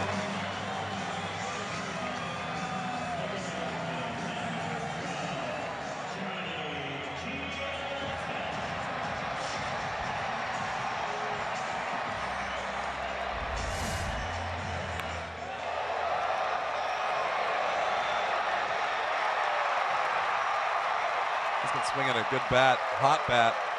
Gonna cut her out over the plate, drive it right to the base of the wall. I mean, that's a hot bat and a lot of strength. It's 11 hits given up by Adam Wainwright. Giovotella, 7th place hitter. So you have 3 hitters in a row that came in hitting under 200. Chance to get out of this inning. Popped up. Matt Adams coming in. The first baseman makes the catch. Cron back to the bag at second base, and there's 2 down. Sunday, NASCAR heads to the Monster Mile at Dover with its Sprint Cup racing. Jimmy Johnson looks to defend his title from last year. 10:30 on FS1. Watch it live on Fox Sports Go.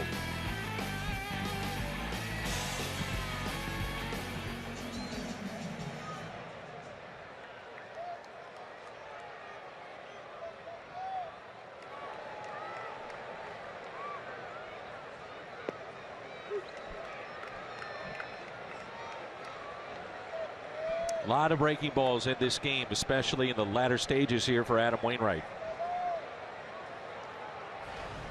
Perez struck out on a cutter back in the 3rd. Sacrificed in the 4th. Fastball taken low.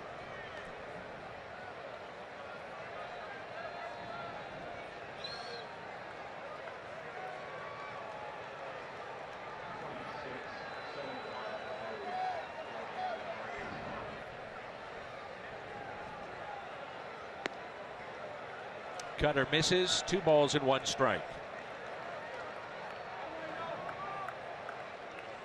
Pitching school of Darryl Kyle once said, My curveball's not great. I'm going to throw it a lot and make him think about it. And when it's really good, I'm going to save it until I need it. It was good. Or many times it was bad. Interesting, though, the way he kind of, I heard him talking to one of our pitchers. I think it was Matt Morris. And that was his explanation about when and how he tried to use it. 2-1 pitch. And a fly ball lifted out to left. Hazelbaker puts it away. That may be it for Adam Wainwright tonight. We'll see. He gets through 5, and the Cardinals have the lead. It's 8-7. From that cat to our cat, Jimmy the Cat Hayes. Dan, this is journalism right here, but I'm told that orange tabby that ran on the field is one of 3 or 4 stray cats that actually do live here at the ballpark. This one was corralled by security, and I'm told by an official Angels spokesperson it's already been picked up by an animal adoption group. They will find it a good home, so good news for the tabby, Dan. Somewhere, Tony La Russa is nodding in approval. Some serious journalism right there. That's good job, Jimmy. He's as good as you'll find.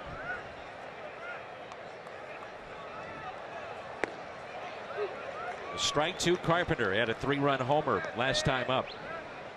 Cardinals with a lead of 8-7.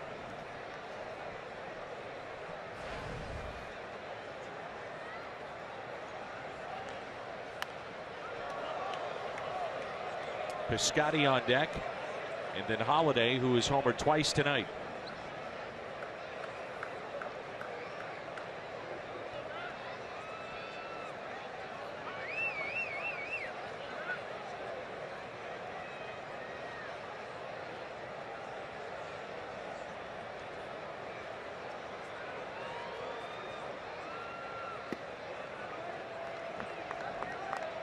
Your approach against lefties like this?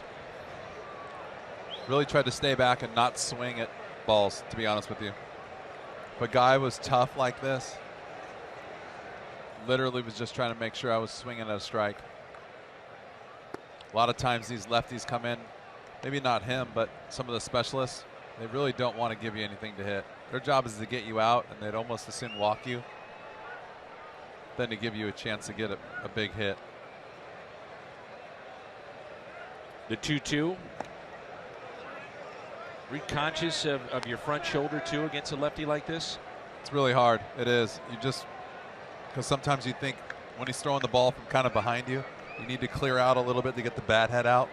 You got to do the opposite. You got to stay back, keep everything solid like that. Out to center, and there's Mike Trout, but it drops in front of him for a leadoff base hit. And Carpenter a 2-hit night. Cardinal fans, next time you want to grab seats, get the StubHub app. Not only will you find seats you'll love whenever you want, you can find the best seat for your buck when you sort by the best value. So get the StubHub app today. That'll be it for the lefty. Javi Guerra is coming on to face Stephen Piscotty. And our Chevy call to the pen when we come back. You would think that right there you couldn't tell if the righty was on the mound or a lefty was on the mound, and that's exactly what you're looking for. And here's Stephen Piscotty, singled and scored back in inning number 5, and right on that pitch. Fouled it back for strike 1. Guerra is pitched with the Dodgers, the White Sox, and now here with the Angels.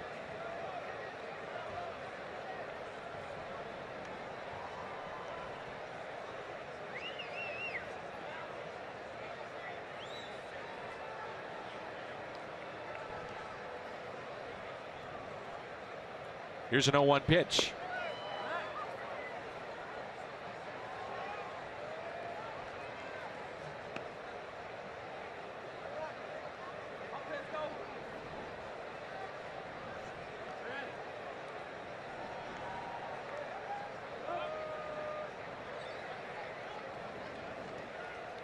One ball, one strike. Piscotty lined out, flied out, singled and scored.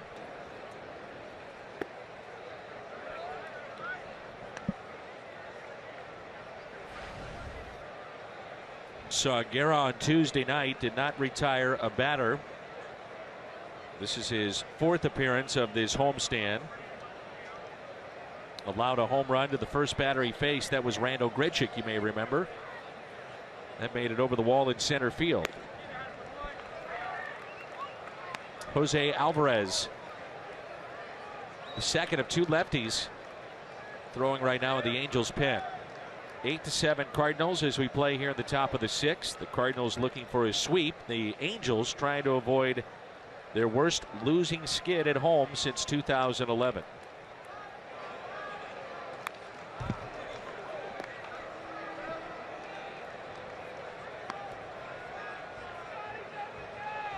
Pretty good swing right there. Maybe trying to get that air back off of underneath his name.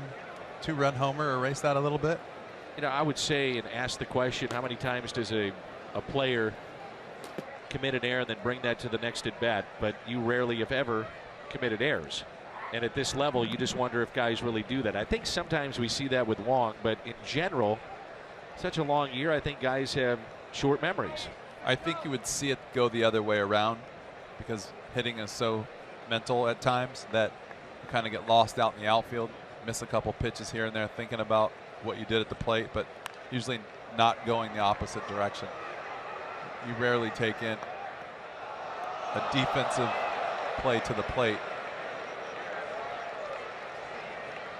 That foul ball got a nice reaction from the fans because it landed right in someone's beer cup. It made a big splash. A lot of things you can see from up here you don't get to see down on the field. 3-2 pitch. Good at bat by Piscotty.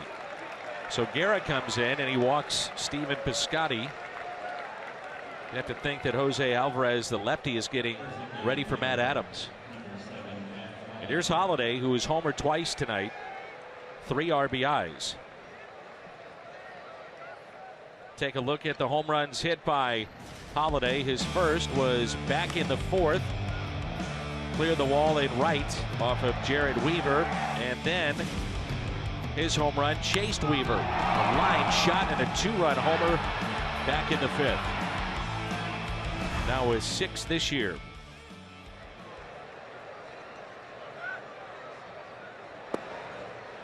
The pitch taken inside.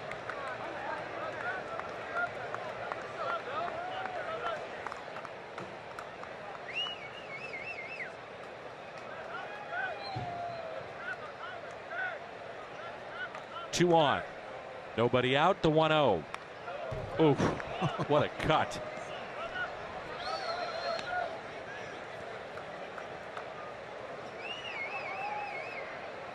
Seems to be on some pitches tonight. You think? He has taken some serious swings at about 6 or 7 pitches tonight. Even some balls that he's fouled back like that early in the game too. The 1-1.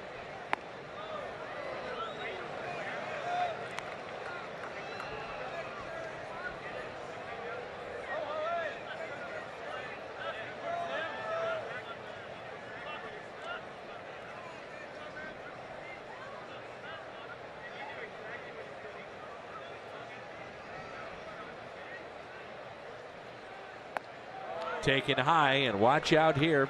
Hitters count 3 balls, 1 strike with a man that seems to be locked in.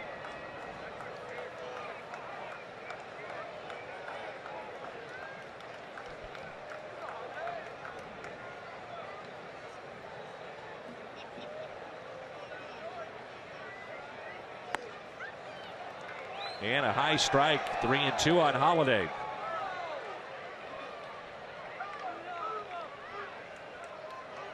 Hasn't seen a lot of pitches here tonight, but he's done plenty of damage.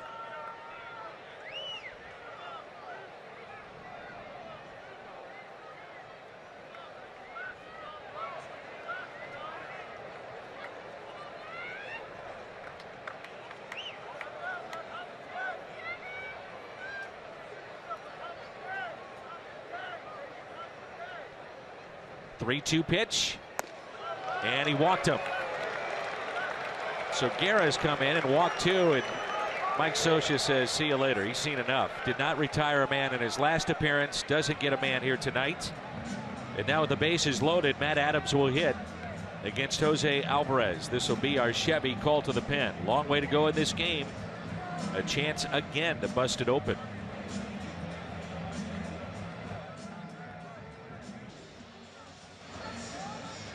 What might have been if Chris Duncan could have stayed healthy. A lot of injuries. And if there was a natural position for him to play. Remember, Pujols was at first. He had to play out of position. Certainly that was tough on him. He was a member of the '06 championship team, and it'd be nice to have the chance to visit with Chris Duncan hopefully next week. So Adams against Alvarez. Alvarez was picked up by the Angels in March 2014 for a minor league shortstop. Infield is brought in, and that's a ball. Mike Scioscia has pulled out half his hair. 4 walks, 3 home runs. And here we have nobody out. 2-0. This is the at-bat right here I'm talking about, where you get a guy that comes in, really doesn't have anywhere to put you on, but he's reluctant to throw you a good pitch to hit, so he doesn't end up giving up 2 or 3 runs. Got to be patient as a hitter. Into center field. That ball is down. 2 runs will score as Matt Adams delivers, and he does it against a lefty. Holiday winds up at third, and the Cardinals add to their lead. It's now 10-7. Big man is starting to pick it up. A couple of more hits here tonight. Run scored, 2 RBIs. He's up to 10. You may see him in that starting lineup more and more as we go along. Good at bat right here. Took 2 borderline pitches. This is where you get your chance. 2-0. You got to believe he's going to try to throw you a fastball for a strike, knowing the bases are loaded. Did a good job staying patient and getting the pitch to hit.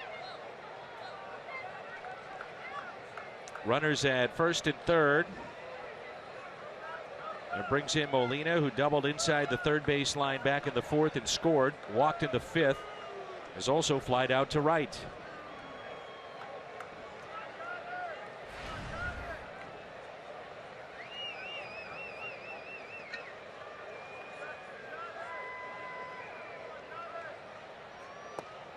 And the first pitch, a ball. We talk about it, Jimmy, all the time. You know, the first pitch, getting ahead in a count. And at this level, when you're hitting with strike 1, it's such a difference in the game and the at-bat. It is, and I think mentally on the mound, too, when you don't get strike 1. Little flare into center. Trout will make the catch. Hits the cutoff. And there's one away. I was saying, when you don't get strike 1, mentally you start thinking, oh boy, here we go. You know, hitters really going to zone in and look for a good pitch to hit. I can't give. It's a game back and forth. You know, you're trying to get a good pitch to hit. You're trying to make a good pitch. So many times it all comes down to that first pitch. Is it a strike or not?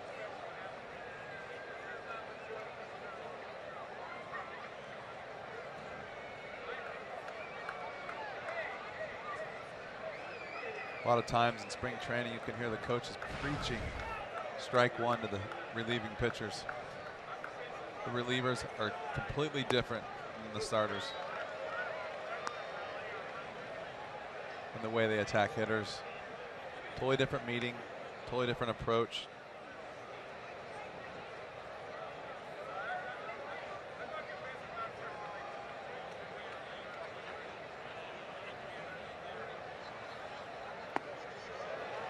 Oh, 0-2.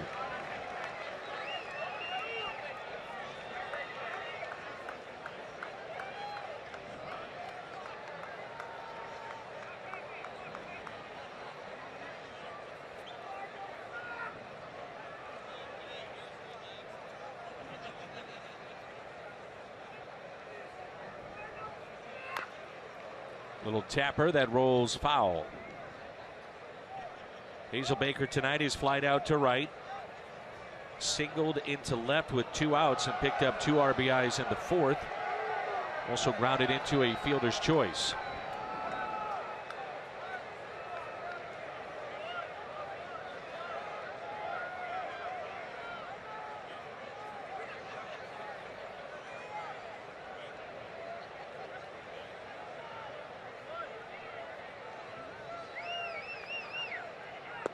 Outside.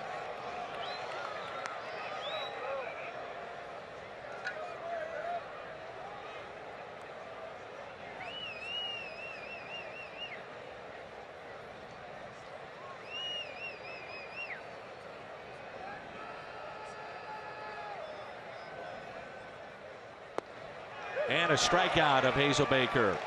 Couldn't pull the trigger on the breaking ball. And it's up to Randal Grichuk, who singled his last time up.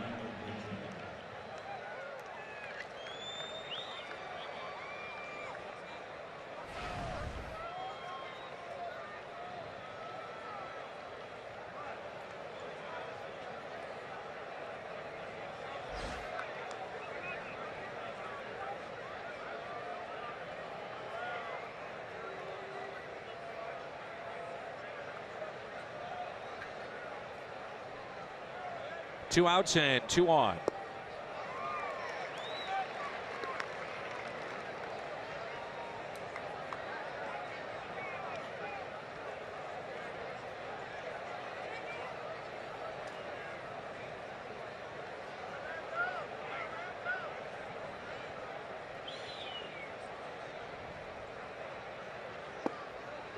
Oh, and 2.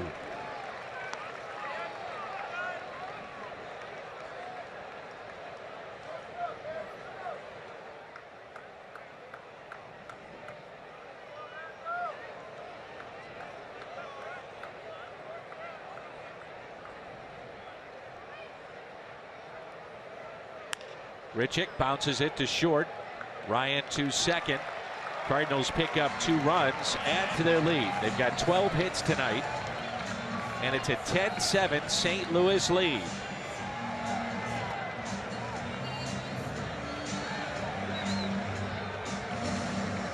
Most home runs, Angels all time. Tim Salmon, Garrett Anderson, Brian Downing, Troy Gloss, Vladimir Guerrero.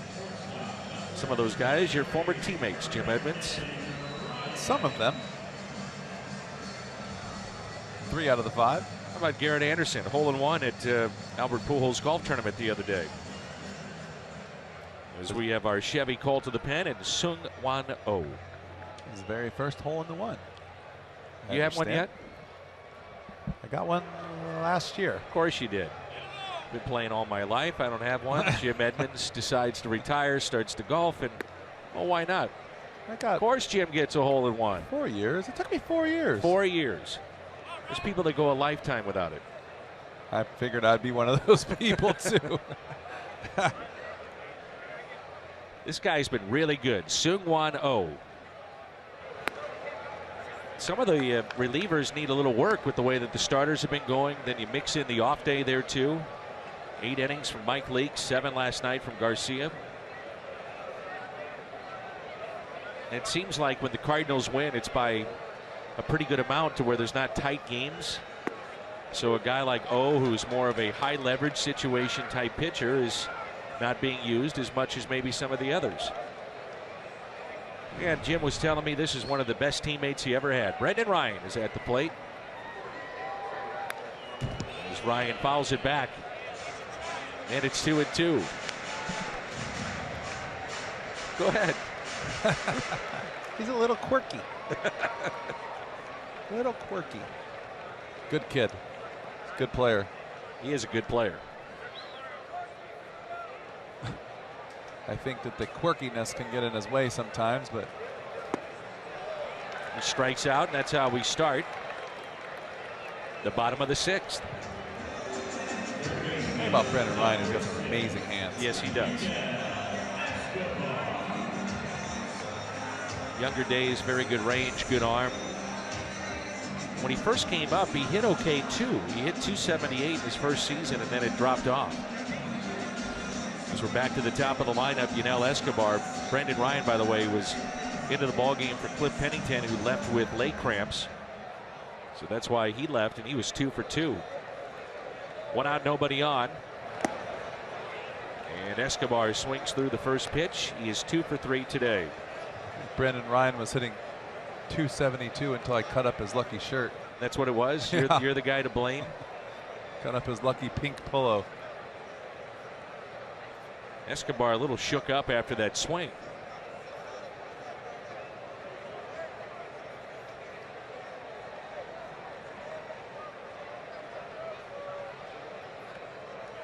Escobar digging back in after that vicious first cut. Here's an 0-1 pitch. And a ground ball that's hit to Carpenter, ranging to his left. And there's 2 down.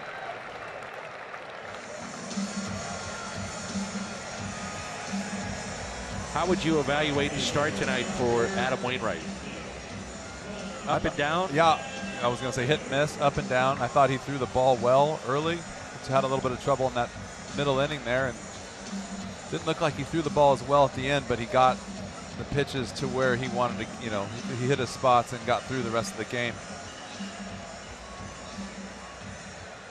I always like to listen to what he says after his starts in the post game, because it's interesting to hear how he feels, because it's so obvious, and he lets it be so obvious how he feels and what happened and the result on the field, and he'll give you exactly what he was thinking, and it's refreshing actually to hear what he has to say. Yeah.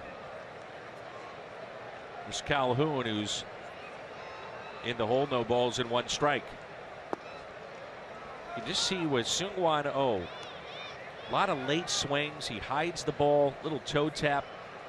Mike Matheny was saying the other day that toe tap reminds him of Rob Nen, who was a great closer for a number of years. Ground ball. Adams to Seung-Hwan Oh as he's to the bag. At a 1-2-3, bottom of the 6th.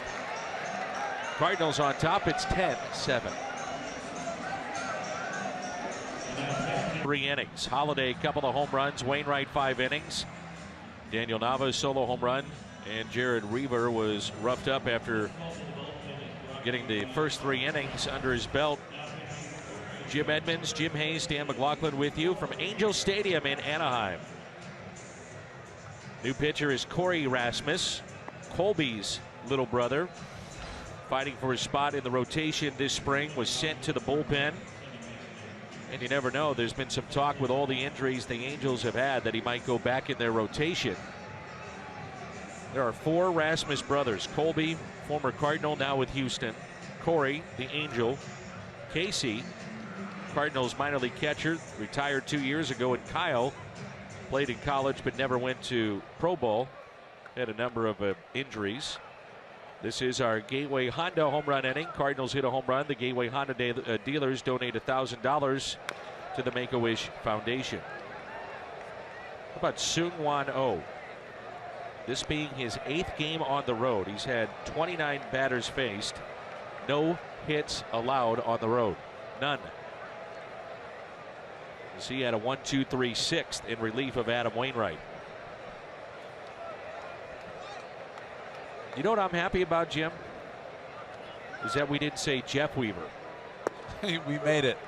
We were so worried the entire telecast of saying that's Jeff Weaver on the mound, and it's Jared who made the start. But Jeff, your former teammate with the 2006 Cardinals. Without that man, we are not world champions. Very good in the postseason at a 2.43 ERA in 5 starts. Cardinals picked him up for minor league outfielder Terry Evans.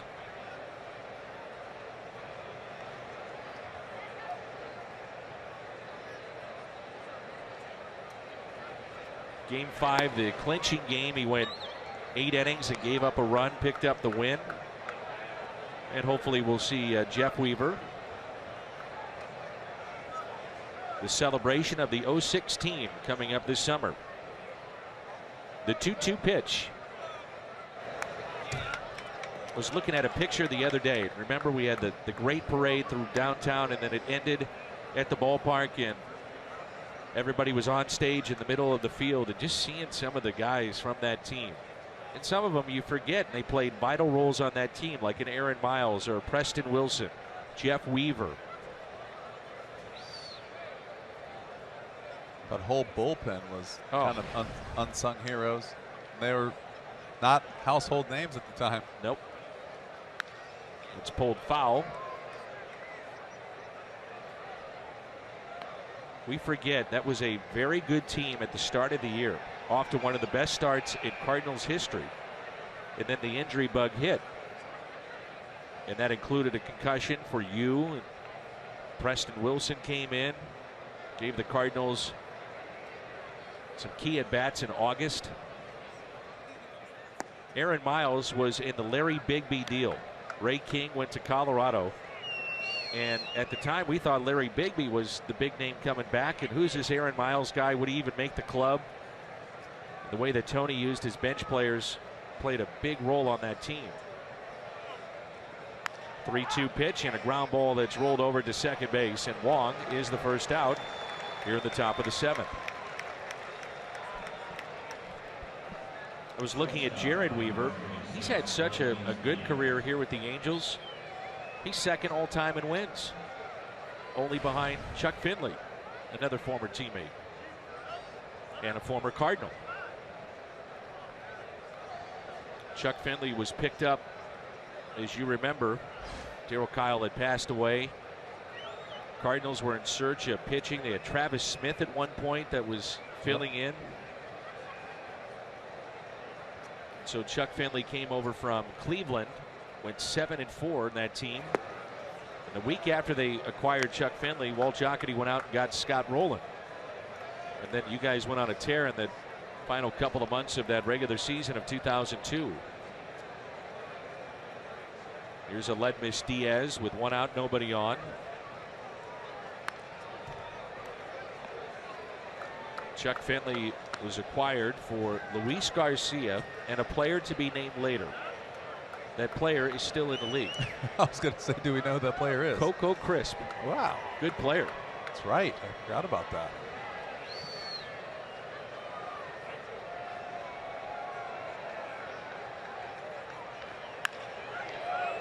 Base hit into right field.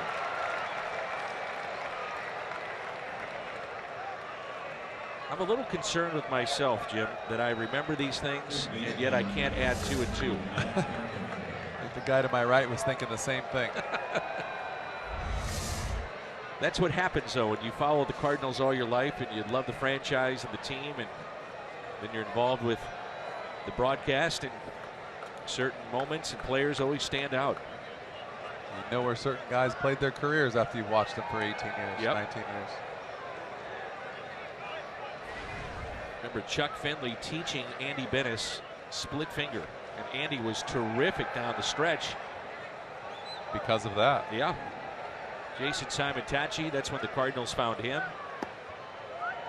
as he played a vital role on that team down the stretch too. And now Simo is coaching at AA Springfield, pitching coach there. Carpenter 2 hits tonight.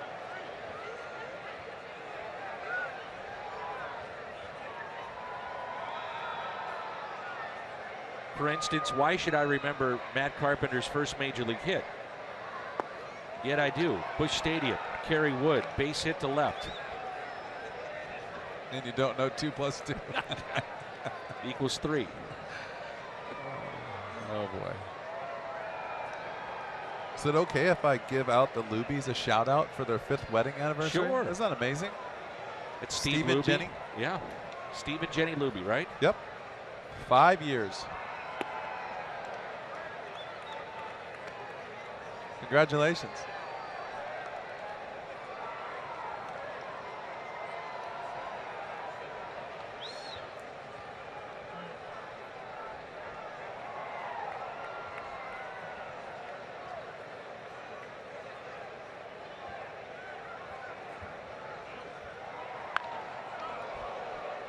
That's pulled foul. 2 and 2 on Carpenter.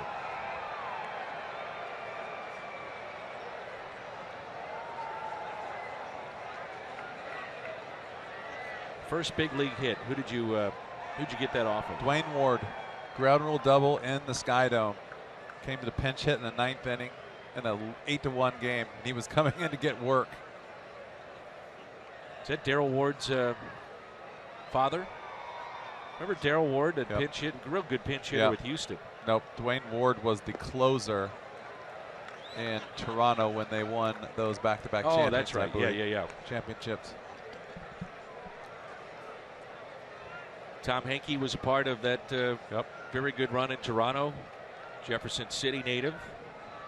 Finished up his career with the Cardinals and was an all-star after the Rangers had given up on Tom Henke, and he arrives in St. Louis and has a great year in 1995.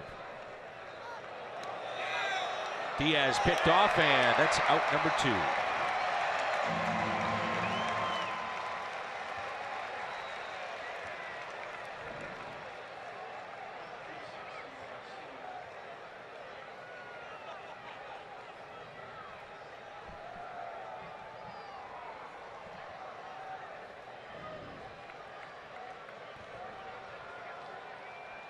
3-2 on Carpenter. One of the rare mistakes we've seen from Aledmys Diaz.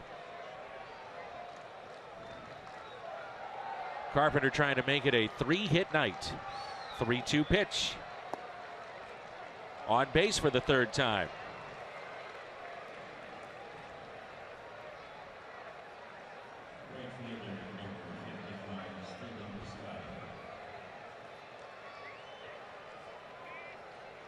So a 2-out walk, and here's Piscotty.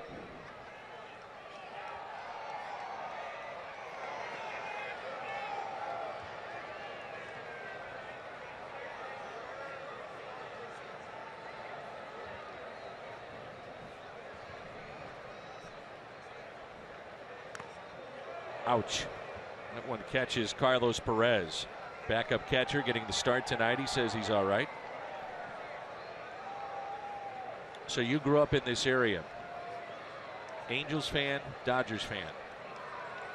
Early on, I think it was a Dodgers fan, but as I got older, I was able to come to the stadium more often. I think the Dodgers were just really good at that point in my life. But as I got a little bit older, Angel Stadium got obviously a lot closer. Could get here a little bit easier and just kind of came to the game more often. My dad used to drive us down here when we were old enough and drop us off, like during batting practice, and then say in the 8th inning, meet me out there. There used to be a restaurant out in the parking lot. He would say in the 8th inning, meet me back out here. It was the good old days when you could leave your kids alone for a few hours when they were old enough to get around. Used to love sneaking into the ballpark at Old Busch Stadium. About the 6th or 7th inning, the gates would be open for those leaving. Yep. I walked right in. I maybe handed an usher a couple of bucks. Maybe. And I've got a great seat. There's a good chance that usher is still working at the stadium, too. You know, there's a waiting list for ushers at Busch Stadium. Strikeout of Piscotty. Time to stretch, and it's 10-7. It's something to smile about. Couple of home runs off the bat of Holiday. Something to smile about here tonight. Brandon Moss, he loves it.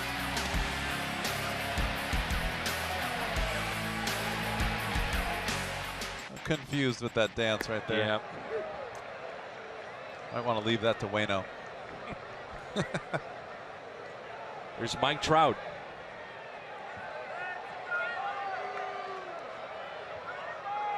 Here's an 0-1 pitch from Seung-Hwan Oh.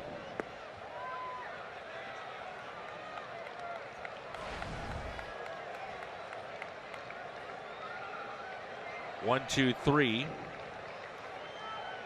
First inning. As Trout swings through that pitch. You just wonder, will this be the final time that the Cardinals will have to pitch to Albert Pujols? You know, it'd be another 3 years. At that point in time, you would think he's coming to St. Louis. Will he still be playing? 3 more years from now? Yes. Oh, just made short work out of Trout. That just goes to show you. I'm telling you, his fastball has some life on it.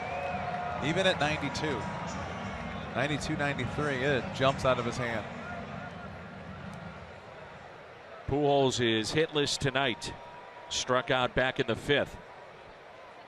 So break down this swing, and I'm sure Tom Mee, our esteemed award-winning director, will take a shot of Albert Pujols maybe from that first base side and look at how he is spread out. It's not nearly as much. Not as wide as he used to be.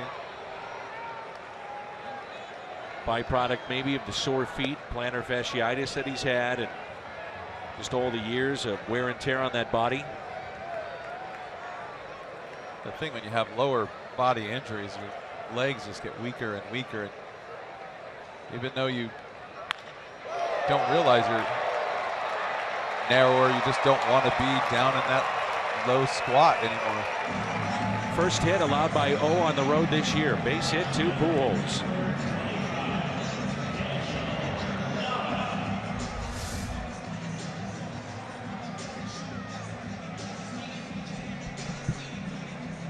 See right there, that's a good swing right there. Just the first pitch he pulled off a little bit,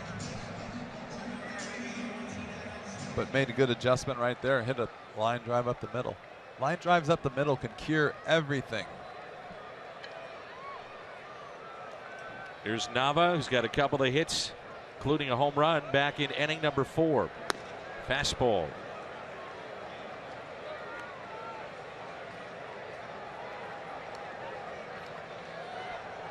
Vince Scully is retiring after this season, and it's our final time to shake hands with the legend. I'm sure you grew up listening to both the Angels and the Dodgers. Great Vince Scully. A few years ago, the Dodgers asked the fans to vote on the most popular Dodger ever. And it was Vince Scully ahead of any player. Sandy Koufax and some of the greats that they have had over the years. Jonathan Broxton getting loose in the pen. A high strike. I was bending over tying my shoes in my locker one day, and I heard Vince Scully walk up. Basically, I saw these feet coming at me, and I heard him say, "Hello, young man," and I was like, did I just dream that? Because I had been listening to it my whole entire life, and then finally I'm in Dodger Stadium. I didn't even have to guess who it was. I mean, it was ridiculous to just be able to look up and already know who you're going to speak to. It's pretty cool. 1-2, a good changeup there from O. I just gave your mom a little trouble during the break. So what kind of mom were you to leave you alone here at the ballpark? She said I was at the beach. Yeah, that was my dad's doing.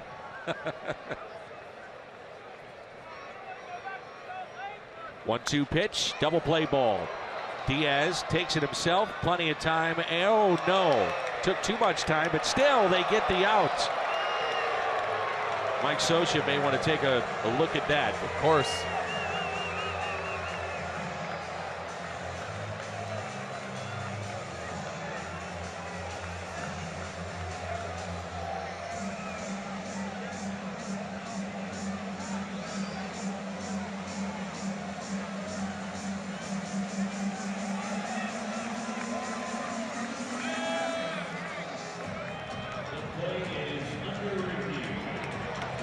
Trying to speed up the game.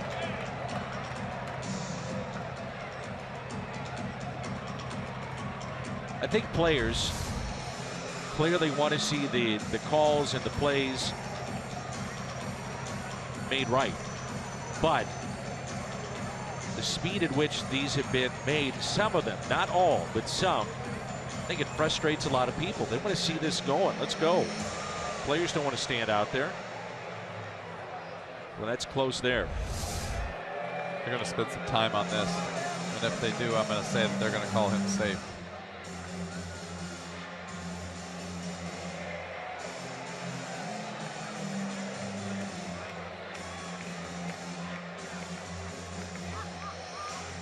Courtney Stodden and Doug Hutchinson celebrating 5 years of marriage as well. So it's okay to do that. Oh, I got the okay.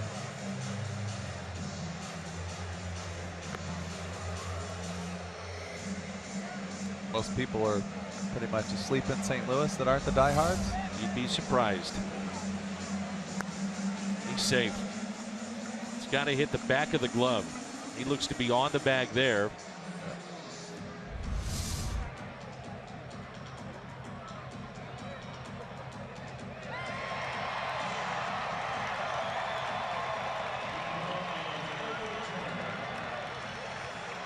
What do you think? Does Diaz flip that ball, or does he need to just speed it up? I think he should have either flipped it, or he's got to obviously show a little bit more sense of urgency in this situation.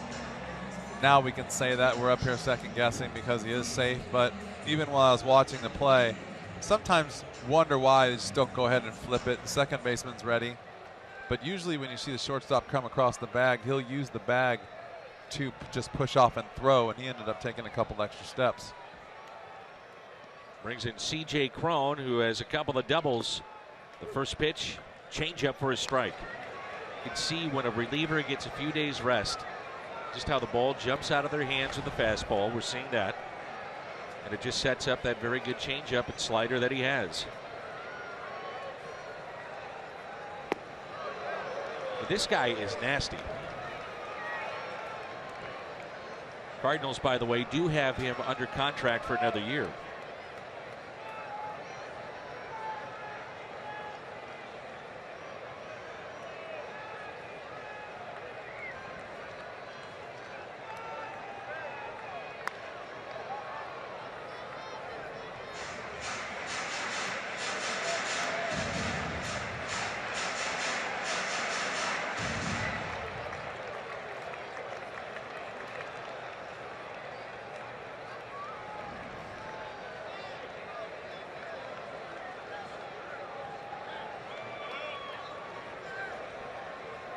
Is always going away from the right-handed batters. That's one thing you notice. Not to say it's good, bad, or indifferent. It's just the way he's been approaching right-handers so far in the first 6 weeks. A lot of good closers make their living like that. Lee Smith comes to mind. To a lot of balls down and away. Troy Percival didn't like to pitch in a whole lot. Izzy with that great cutter, always down and away from the righty.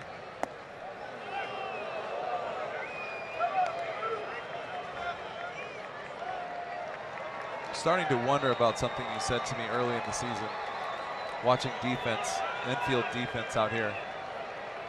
Are we seeing a byproduct of Jose Kendo not being around as much, not being around at all?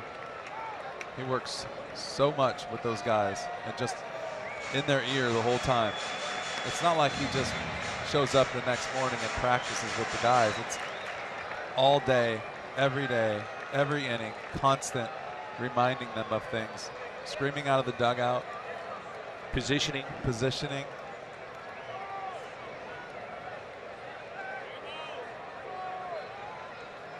The 2-2. Does such an amazing job with those infielders.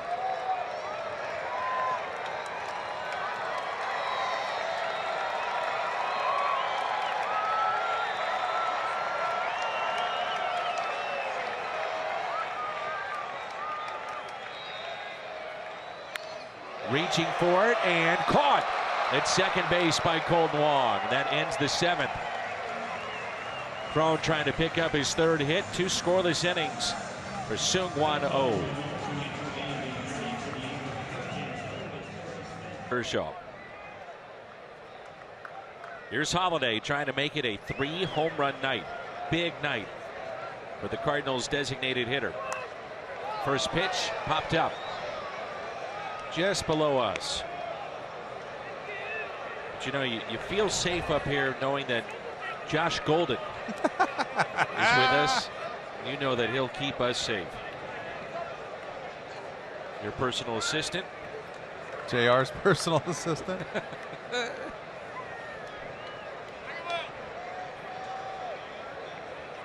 0-1 pitch.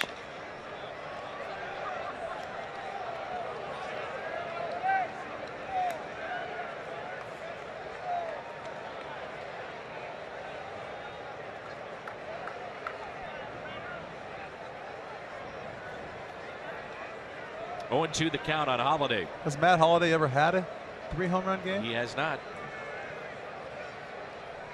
He could change that right here. 0-2 pitch. Fastball taken high. From Corey Rasmus. His brother took the qualifying offer from the Houston Astros, and he's off to a good start. Former Cardinals center fielder.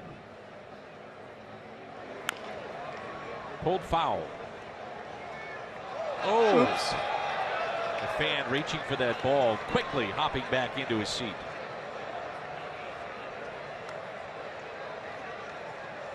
You know what I like about Holiday tonight? He's been on every breaking ball. It's almost like from this angle up here, you can see him kind of sit a little bit. He's had really good swings at every breaking ball tonight. That's when your balance and timing is at its best. There's that breaking ball, stays away from it. It's also about recognition too, isn't it? Yes. Earlier in the season, he may pull off on that pitch, chase it. The 2-2. Big gap in left center.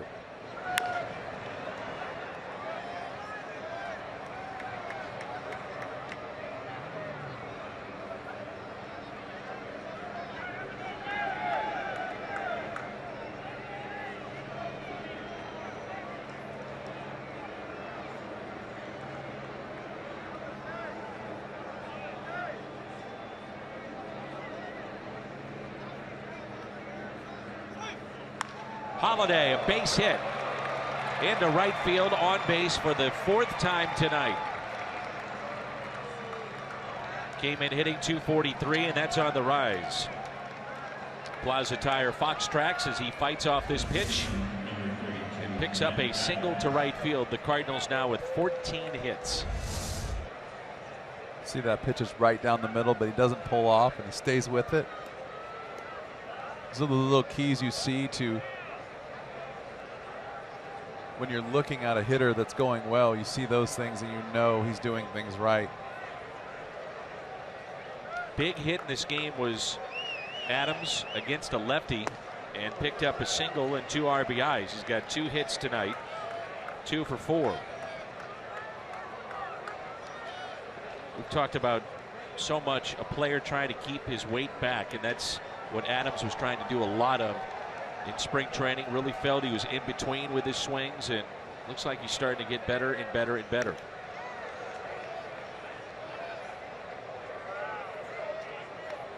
Like you say, it's all about pitch recognition. It's funny, talking to Mike Trout the other day, he said that sometimes he has to step out of the box when he starts to think too much.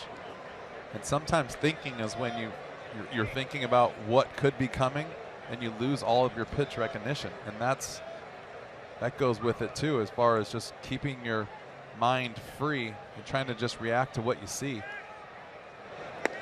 Changeup got him out in front, and a strikeout of Adams.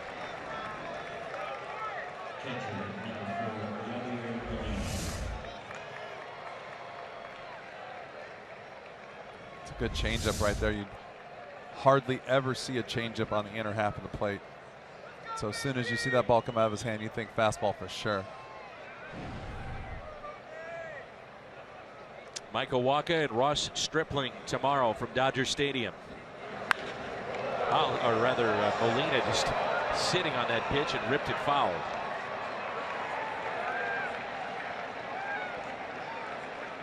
Does it amaze you that Molina, with all the wear and tear that he's had, with all the innings behind the plate, that he's still playing and hitting at this high of a level?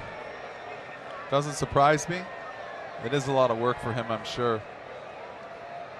Work in progress every year as a catcher, trying to keep his legs in shape.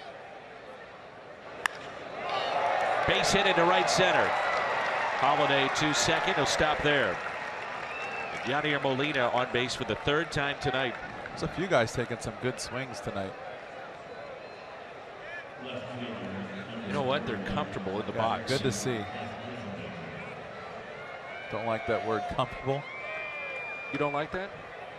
I don't like it because I know what it means when other teams say that. But you're right. It's the right word to use, except that when you hear other people talk about it, that's when they talk about, well, he's too comfortable, so let's make him move his feet. Let's throw the ball inside. Let's knock him down. Let's do whatever it takes to get him uncomfortable. There's an uncomfortable swing right there. I couldn't have said it better myself. And I almost said it, but you beat me to the punch. Rasmus, the 5th pitcher used by the Angels tonight. Hazelbaker, a 2-out, 2 RBI single in the 4th. This could be 2.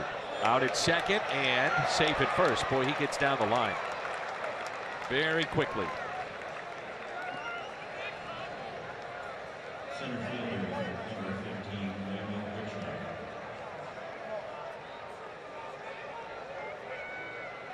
Some awkward swings tonight from Jeremy.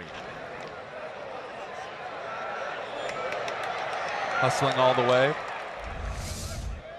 See what I was talking about that shoulder, and just when you think guys are looking inside and you see just a little bit of that lean, just leaning away from the plate with your feet, your legs, your body, shoulder, anything that starts to go away from the plate creates so many problems.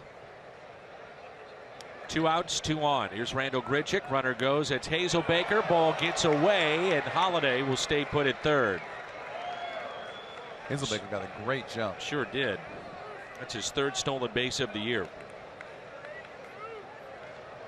Jared Weaver made the start. He had 3 scoreless innings. He went 4, gave up 9 hits, 8 runs. All were earned. Then Malley, Guerra, Alvarez, and now Rasmus.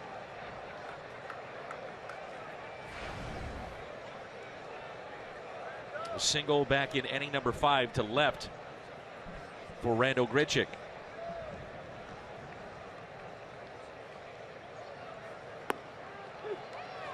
When I watch Grichuk, I just think he's raw. You know, he's got so much talent. Hit for power, good arm, good speed, but raw. Yeah, sometimes it just takes a long time to get some of the knowledge that you need to just learn, just to keep you consistent, how to keep your body fresh, how to go about, you know, if you take too many swings each day, keeping your arm fresh, legs fresh. It's just it's a fine line between doing a little too little and doing too much. Curveball taken low. I always talk about players when they get drafted. Now they're going to have to play 140 games and learn how to get through that. And it always doesn't happen in the first year. The pitchers, after they come out of college, have to play the long season. It's the same thing up here. It's just a whole new learning experience. 2-1. Now 2-2. The foul ball makes its way to the upper deck here at the Big A, where it's been quiet for the better part of these 3 games.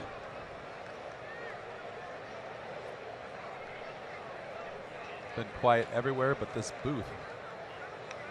Speak for yourself. I think Josh has handled himself in a very good manner. Your longtime buddy, Josh Golden, our assistant. Top statistician, one of the best in baseball.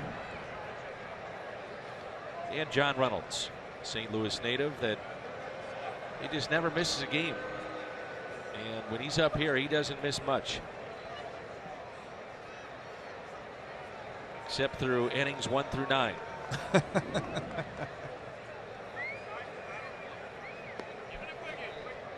Things were so much smoother yesterday, weren't they? Really were. I mean, JR decided to leave a little early, and we had his top assistant come in to replace him, and she was outstanding. We didn't miss a beat. 3-2 on Grichuk with runners at second and third.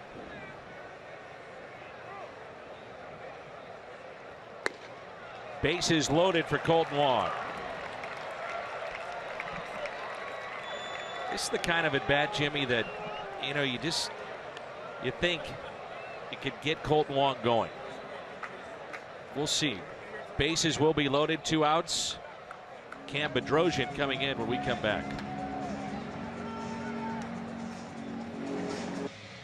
Cardinals have 15 hits tonight. Every starter, by the way, has a hit. 5 different Cardinals have multiple hits. That makes it interesting. You know, we talk so much about the lineup in particular, Aledmys Diaz, and where he should hit in the lineup, but when you're putting up numbers like this, you don't really worry about it. You don't shake it up that much, especially with what the Cardinals have done offensively on the road. Yeah, you just leave well enough alone. These guys are starting to swing the bat a little bit. It's what you're, as a manager, it's what you're hoping for. You throw your lineup out there and don't want to change it up too much. Got a couple guys platooning here and there, but just waiting for everyone to click. Bases loaded for Colton Wong. Walk tonight, also a single and a run scored. First pitch, a ball high. So here it is, the difference between being 0-1 and 1-0. And it seems like so many times this year, it's been 1-2, 0-2 on Colton Wong.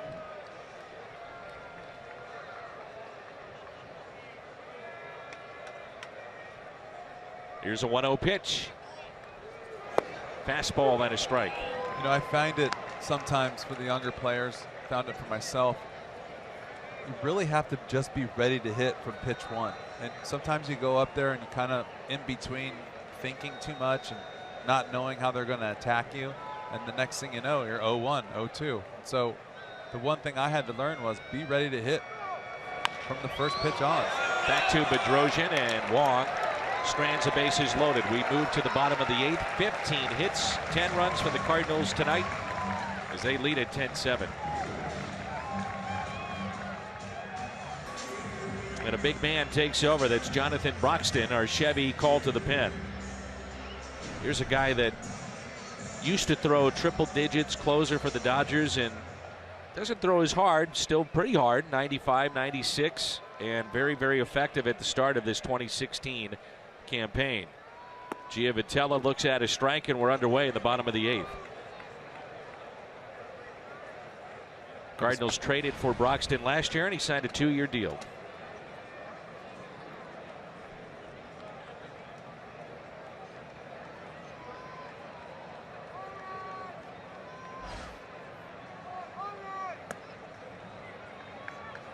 I was trolling on my social media in between innings, and I was assured that there were a lot of diehards still awake watching this game. The minute you say, I appreciate the info, though. I wonder if people are watching. Boy, your Twitter feed, Jimmy, will light up the 1-1.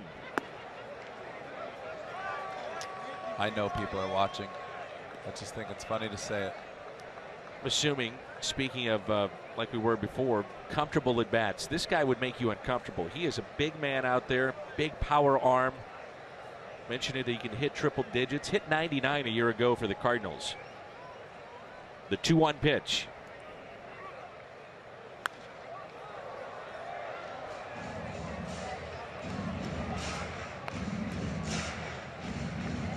For those that are not aware. Oh, don't do it. At Jim Edmonds.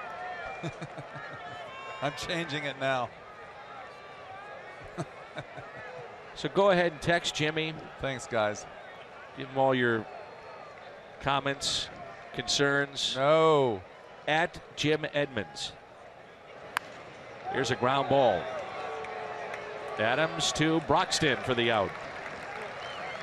Check yours a lot. I rarely go on Twitter.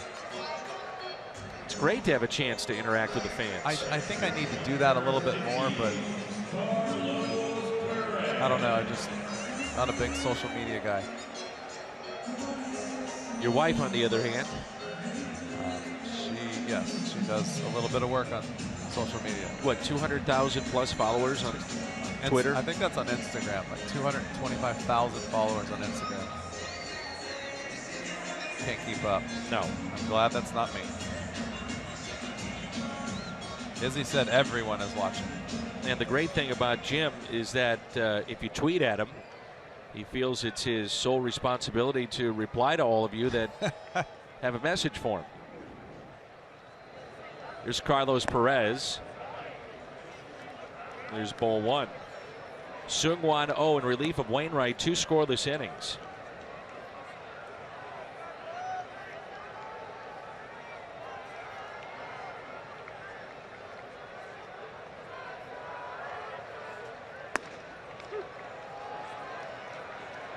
It's been called more tonight than we see in most games, that high strike. I like that one.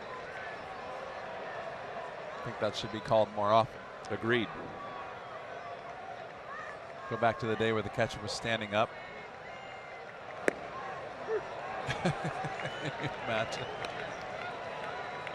Fully exposed. You had to be like the Yogi Berra's height, though, to get a good strike zone.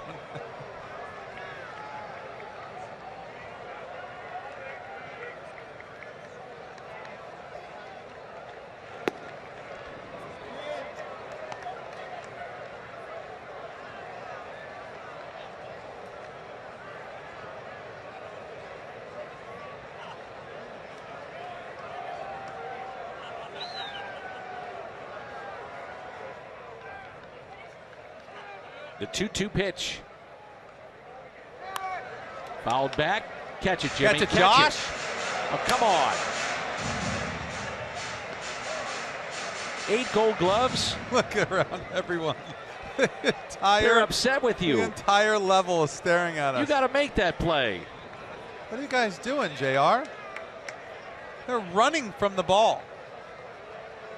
It scared everyone up here.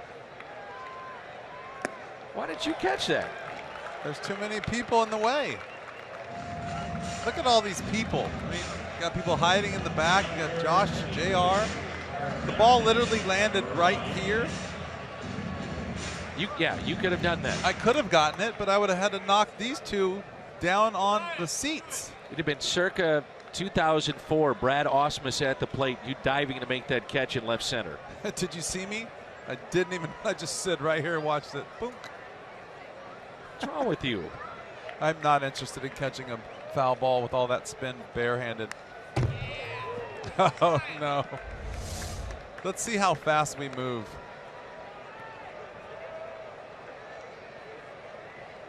Look at JR. It's embarrassing.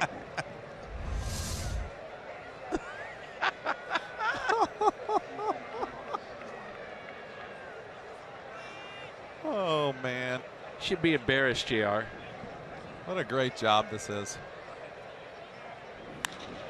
0-1 is hit out to left field.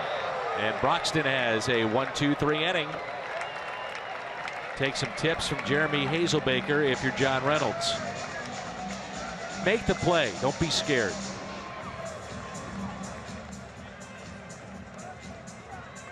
The Cardinals with 15 hits tonight and a lead up 10-7.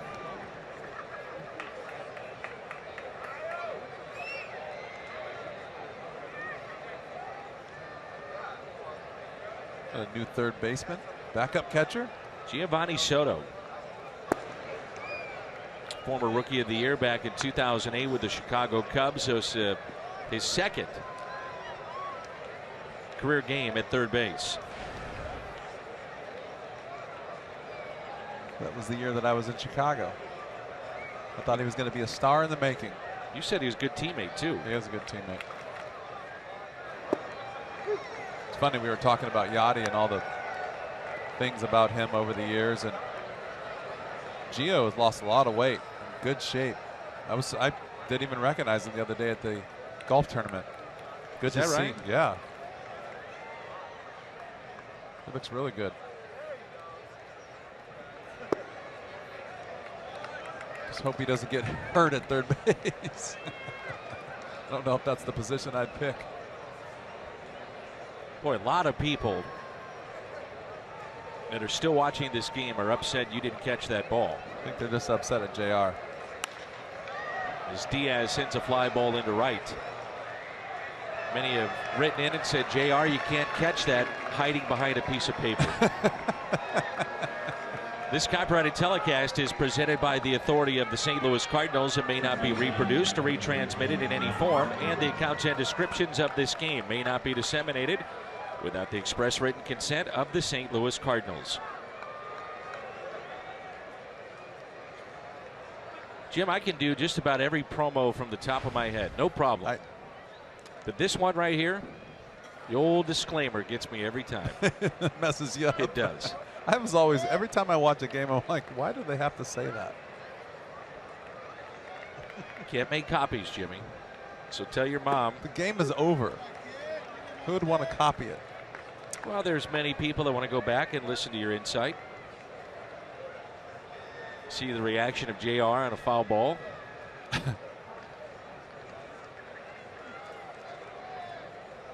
One out, nobody on, and an 0-1 pitch. Carpenter, 3-run homer back in inning number 5, and Singleton scored in the 6th, walked in the 7th.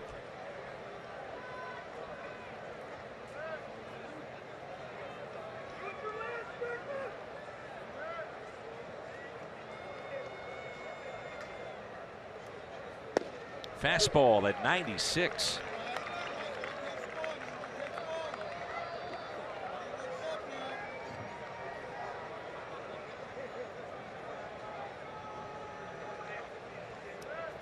The son of Steve Bedrosian, Cam, right now.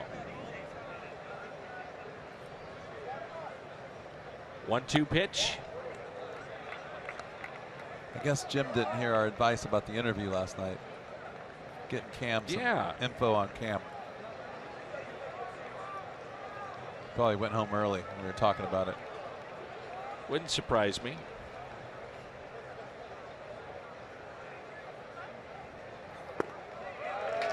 Late swing by Carpenter and a strikeout on the fastball.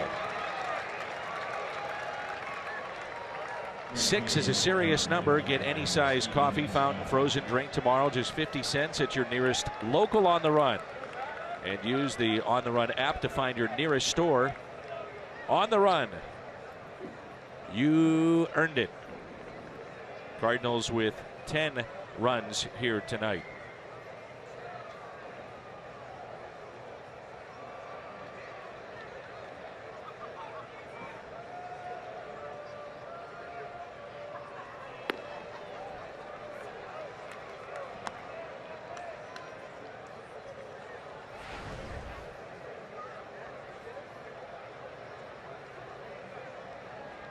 One foul ball is all I needed for my Twitter handle to blow up.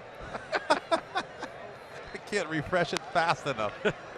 Again, you can follow Jim at Jim Edmonds. I guess I'm going to have to start trying to catch the ball up here. A lot of people are Gubazov still shaking his head. upset with the effort put together by JR. Really a local legend here in the television industry. Carson, Seacrest, John Reynolds. How many, John? Only 6 Emmys? Yeah. The 2-1 pitch inside.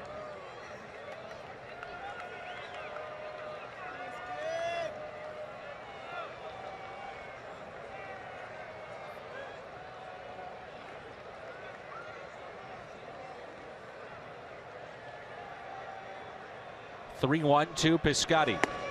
3-2. This young man throws hard. Fastball. Chris Tuno from our public relations department has just alerted me to the best stat of the night. We have over 2,000 more people following you now within the last half inning. I literally have just gotten about 200 comments since that foul ball. Uh-oh. Low throw and safe at first. Piscotty as Soto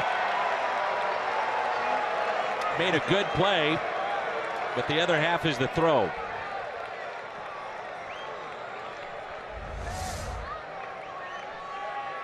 Made a great play here. He's got something going on with his throwing for sure. It's the way he was throwing the ball to the mound last night. Yep. That is not a good situation. For those that didn't see it, when he throws back the ball to the pitcher, he gets down on his knees and then almost leans forward with his glove, puts it on the ground and lobs it back to the pitcher. It's a good pickup, Jimmy, because that looked to be the case there. He has that little stutter step, like he doesn't really want to get rid of it.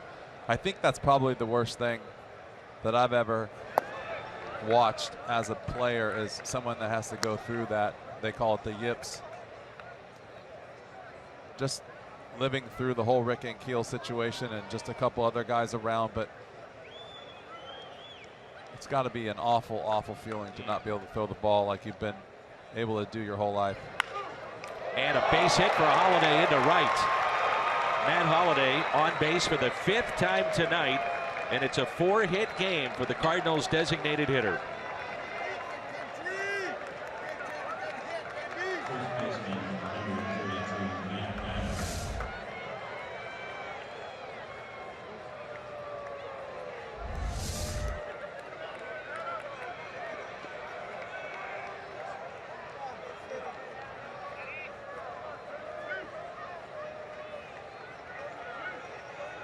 The 26th time that Holliday has had a 4-hit night. That's impressive. It's a lot. Got to be around a long time to do that. It's hard to believe that Holliday came up back all the way in 2004 with the Colorado Rockies. Originally signed as a third baseman and then moved to the outfield.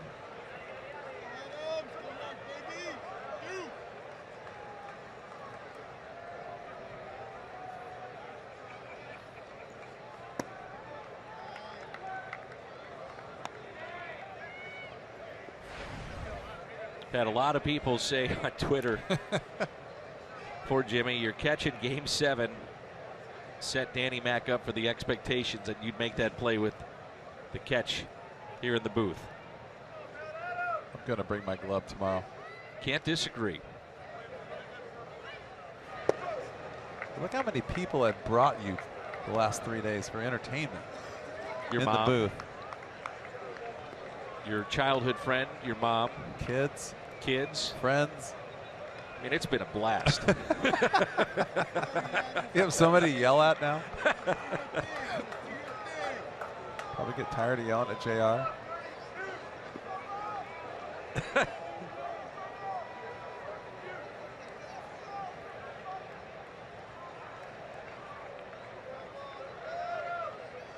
Two on and a chance for Adams to extend a 3-run lead.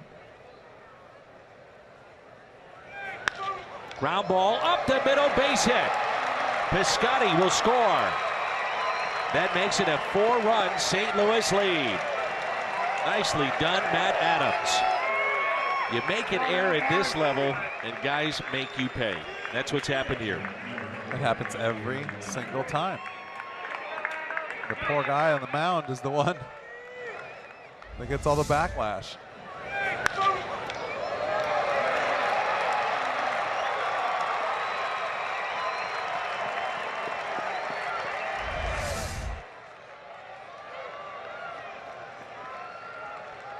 Here's Yadier Molina.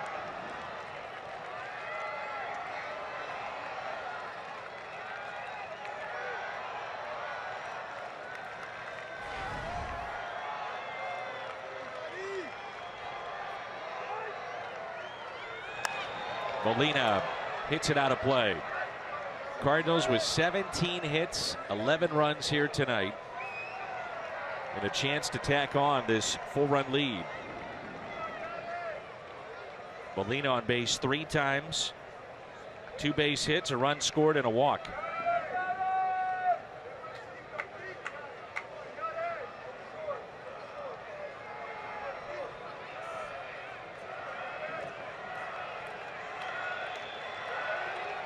Chance of Yachty here on the West Coast.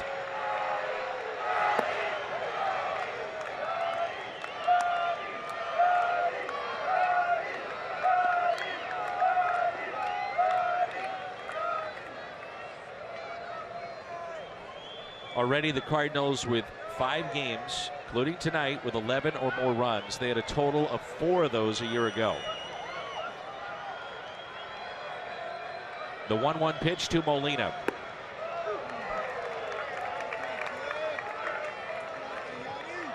Not sure if we mentioned this, but Jim is on Twitter at Jim Edmonds. Oh my gosh. Even Mike's laughing. Isn't it like these hitters have just turned it's like everyone's taking better at bats, just like overnight, just bang. 1-2 pitch to Yadier Molina. Now time is called.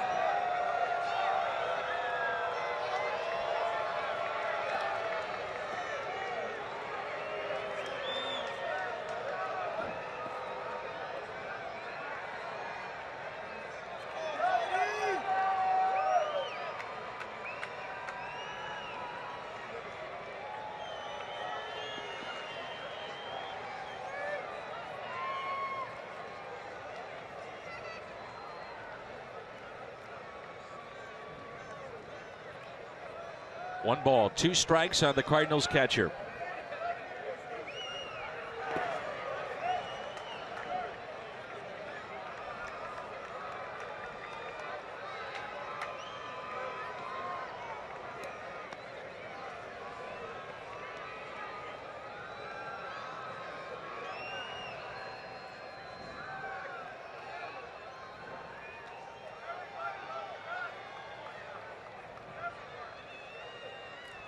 We forgot about Tim Shannon was in the booth. There's another one. See?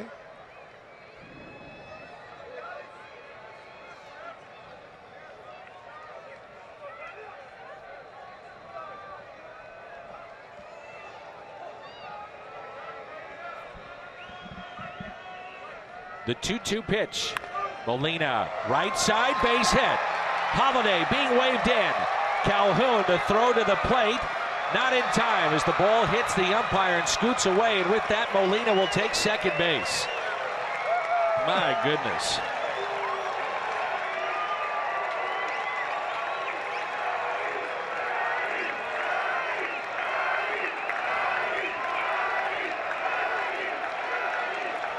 The right side of the stands Wow. is turned into Busch Stadium West. Holy moly.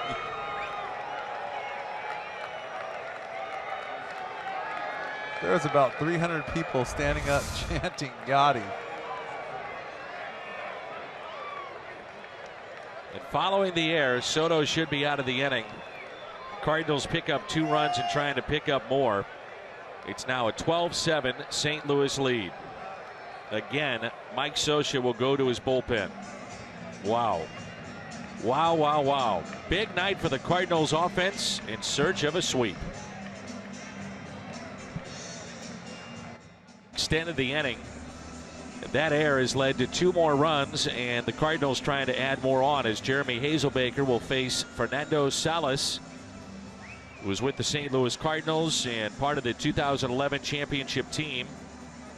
With the Angels, tonight is game number 144. His record stands in that time since the trade 12-3. He had 24 saves in 30 games back in 2011, and he had the most saves on the team. Think about that. That's forgotten. That run of 2011. Eventually, Jason Mott took over and was the eventual closer.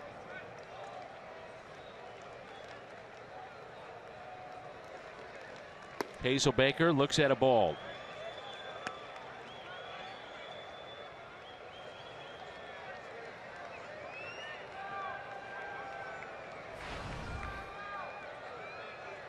There's a lot of red left in the stands, Danny. Hazelbaker pops it up. Shallow center. Trout calling off Brendan Ryan. And he'll make the catch. The Cardinals with a 5-run lead, so Rosenthal sits. Maine is coming on when we come back, and the Cardinals looking for a sweep to start this road trip.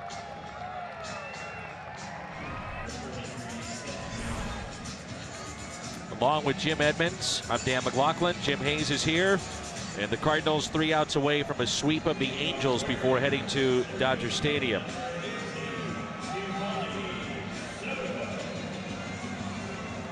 Big Cardinal fan Mike Wilson watching tonight, enjoying Cardinals baseball. Hashtag you're welcome.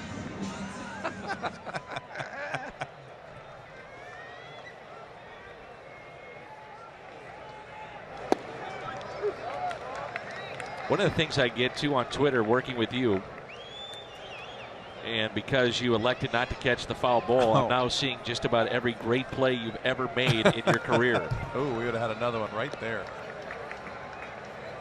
I don't Catch get on any of that stuff. Towles Hill, the catch in Cincinnati, catch in 2004 against Houston. Here's an 0-2 pitch by Seth Maness. And that's a fair ball. Giovanni Soto on his way to second base, and the throw is not in time. It's a double for Soto to lead off the bottom of the ninth. Cardinals really trying to get Maness right with that sinker and 5-run lead, these kind of games that he's not usually used in, because Cardinals have used him in high leverage situations and get those ground balls and double plays. It's tough too for a player who's been used to being in situations that are money situations, and being out there when the game is on the line, to ask him to come in sometimes, and it's really hard for him to get his work in because his adrenaline isn't where it normally is. Saying earlier in spring training, Mike Matheny said this guy thrives on the competition and being in the middle of the game when the game is on the line.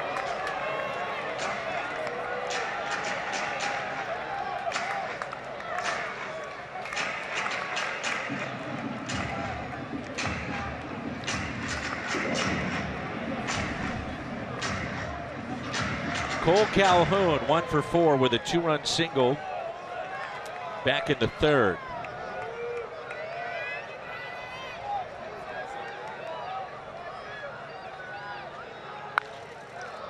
See, never in my wildest imagination, when you were acquired and I knew the Cardinals were getting a very good player, and then you turned into a tremendous player, that I thought that I'd have to rely on others in the booth working with you to make catches.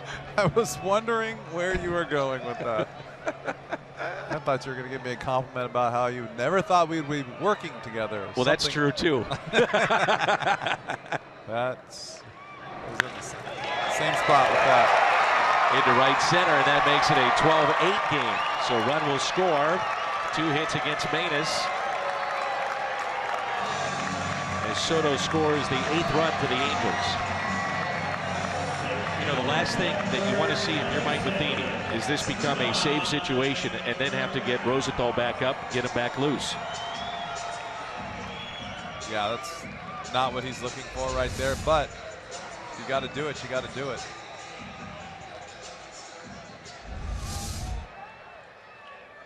And I got to tell you, you're doing a great job up here. It's a lot of fun. I appreciate that. As Trout takes a ball low. Our new statistician's doing pretty good too.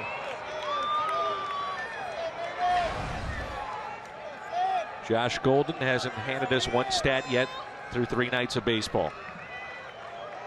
Except for one reliever in San Francisco. He was on that one. So there's Rosenthal getting loose. This becomes a save situation. 2 balls and 1 strike. Mention how guys need work. Monday, the off day. Tuesday, Lions came in for 1 inning in relief of Mike Leake, who went 8. Last night, Segrist and Rosenthal. Rosie threw 22 pitches as that's caught. It's short. And Aledmus Diaz takes a hit away from Mike Trout. What a play. That's his second dazzling play that he's made in this game. Wow.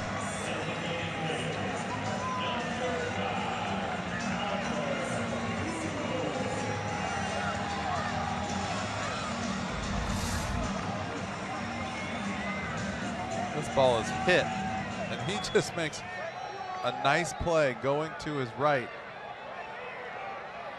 Don't have a whole lot of time in that infield some days. Some plays, reaction time is so quick.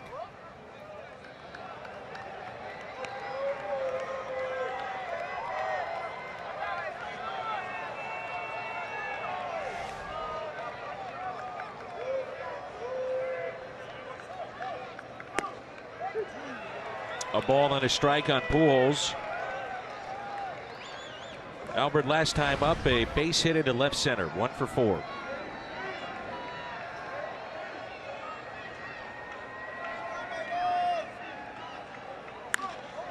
Fly ball. Center. Bridget back. Leaps off his glove. Off his glove. It's a home run for Albert Pujols.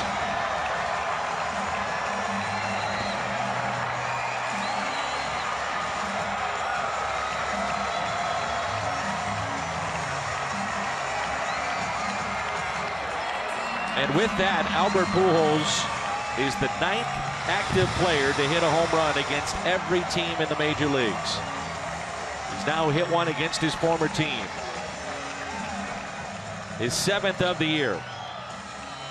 Couple of RBIs. He's now up to 20, and that'll be it for Manus.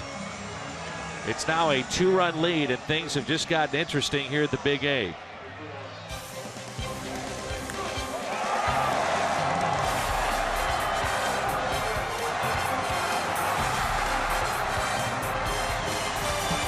Take a look here. Did he have it?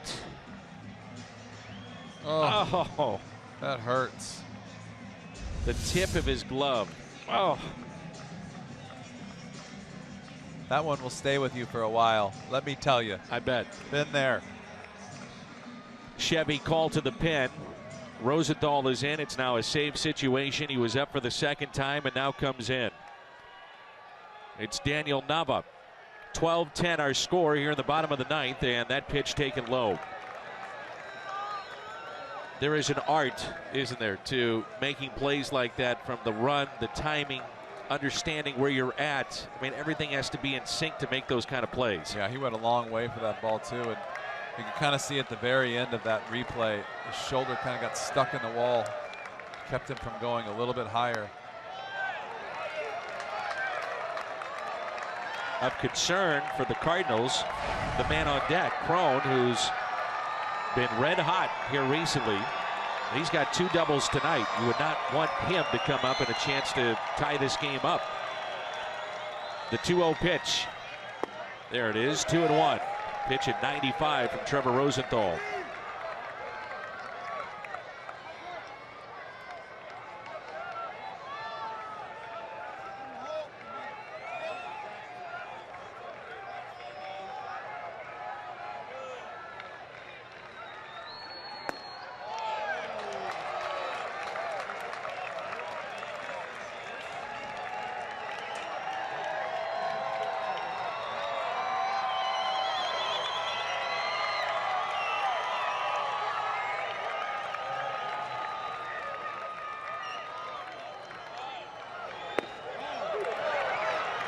Three and 2.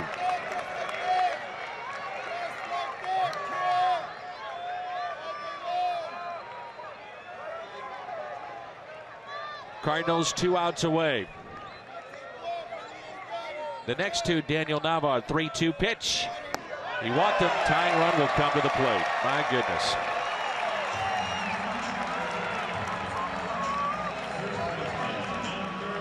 From a 5-run lead to now the tying run at the plate.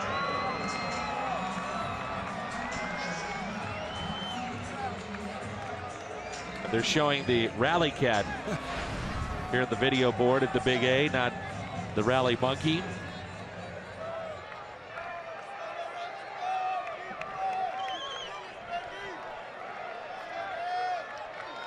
Seeing that Crone is very good at going the other way. You think about the fastball of Rosenthal. Adams holding a runner on. Could spell trouble.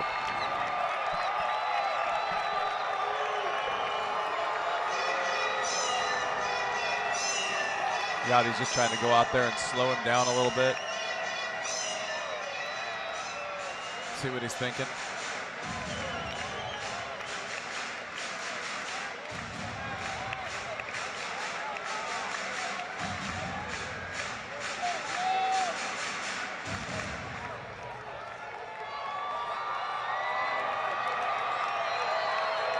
Sometimes you go to the mound and you just stand there and they say, well, aren't you going to tell me something?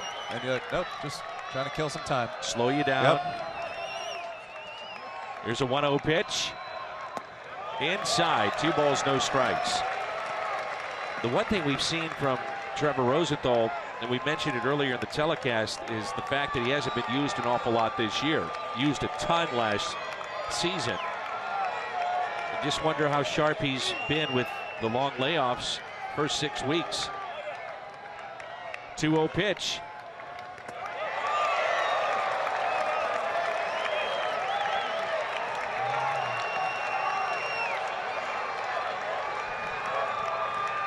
Three and 0. Well, if you're Mike Sosa, it's 3 and 0. The next 3 hitters came in all hitting under 200. He's got the green light. I would think so. Even with the struggles right now of Rosenthal. The 3-0 pitch.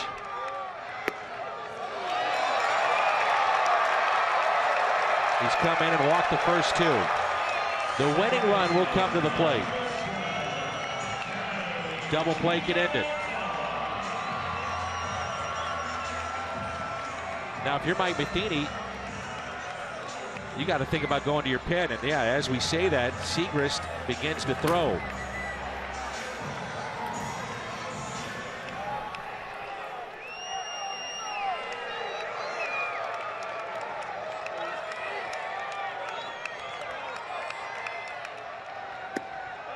Did you find that the pitch selection in the previous at-bat was curious? I did, actually, but it just goes to show you that they had some respect for Cron, because you don't want to just groove him a fastball, but yet I thought 2-0 changeup and 3-0 slider. But you know, sometimes when you're struggling with your fastball, you change the grip and try something different. So there's really 2 sides of that story. Mike Matheny hops out of the dugout. 2 balls, no strikes. Rosenthal has come in after the home run by Pujols. He's walked 2 and falls behind 2 balls and no strikes on Johnny Giavotella. And the shot clock is on. Yep. Your favorite.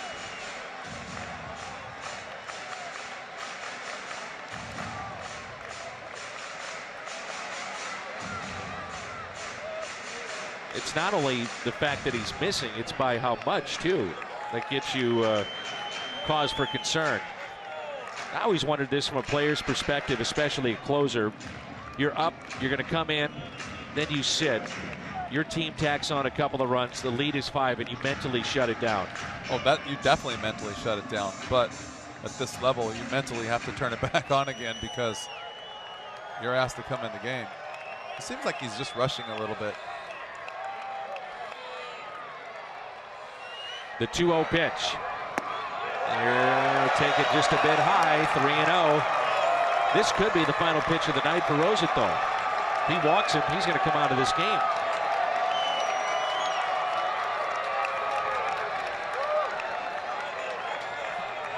Definitely a better pace in that last pitch, though.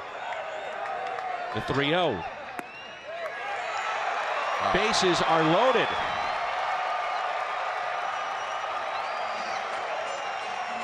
And that's it. Rosenthal is out. 3 consecutive walks issued by Rosenthal in what has been a crazy night of baseball. It's getting a bit crazier. Segrist coming on with the bases loaded, the game on the line. Our Chevy call to the pen. Did not go well. Walked 3 straight. Winning run at first base. Tying runs are aboard. So the Cardinals turn to Kevin Segrist, who does have a little bit of a history of closing games out. He'll try to get the final 2 outs here. Nice luxury to have when you have your closer ineffective, and then all of a sudden you go to another guy that on other teams would be closing games out. There's a few guys in the bullpen like that here.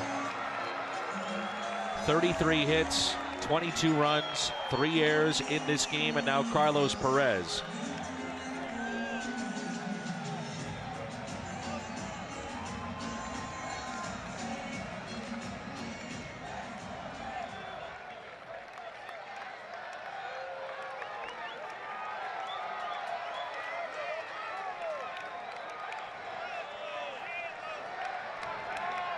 Bases are loaded.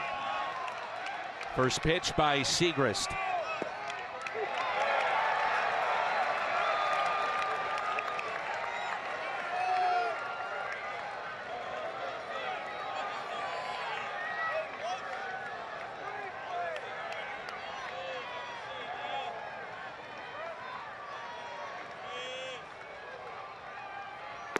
0-2. Segrist, you know, the good fastball is there. And a changeup. Occasionally mixes in the curveball against the lefties. Double play could end it. Home run could end it. Triple could end it. 0-2 pitch. Fouled back.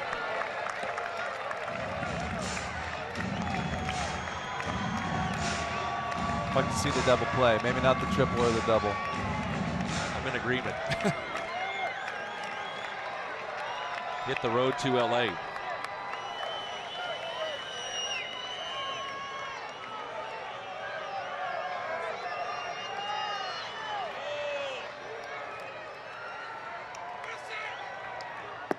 One ball, 2 strikes.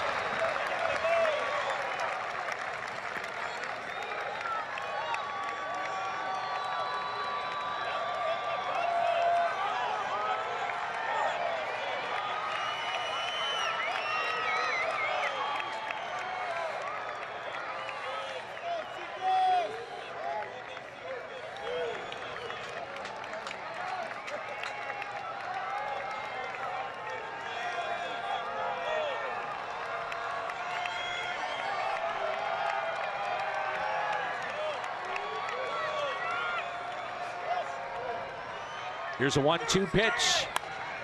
Hit out of play.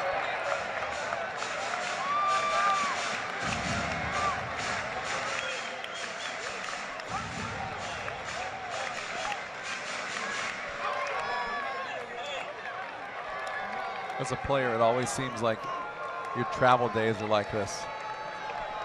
Luckily that they're only driving to LA. The Angels have to go to Seattle. Here's a 1-2 pitch. On the inside corner, struck him out. 1 out away.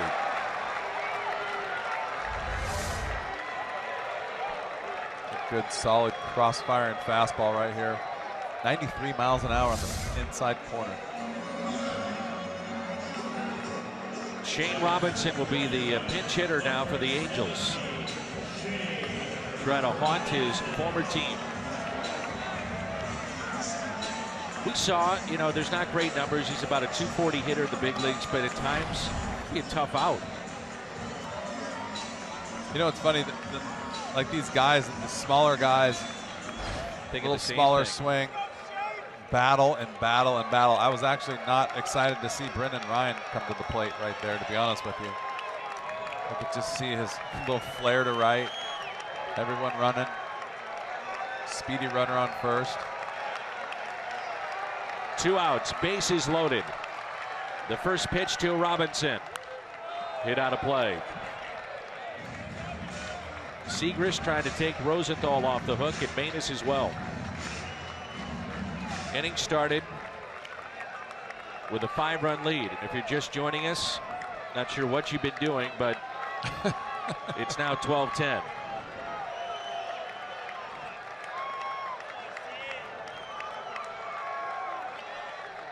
The 0-1 pitch from Kevin Segrist.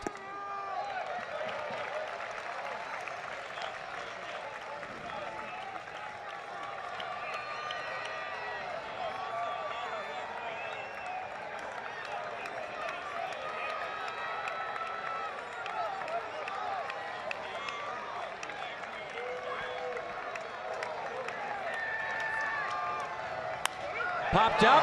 Is it playable? Adams, Molina near the dugout. Yadi's got it. The Cardinals have a sweep and they hold on 12-10. 3 hours, 56 minutes of baseball, and it was all worth it for Mike Matheny and the Cardinals. Kevin Segrist did a great job right there, coming in a situation where you talk about being mentally shut down. You see Trevor Rosenthal going into the game. He's done for the night, has to get up, come in. Get 2 outs. Crazy long game. Glad that the Cardinals are on the good side of that one. On to the post-game show. Cardinals hold on. Molina off the bat of Robinson. watching it in the glove. Thank you, thank you, thank you.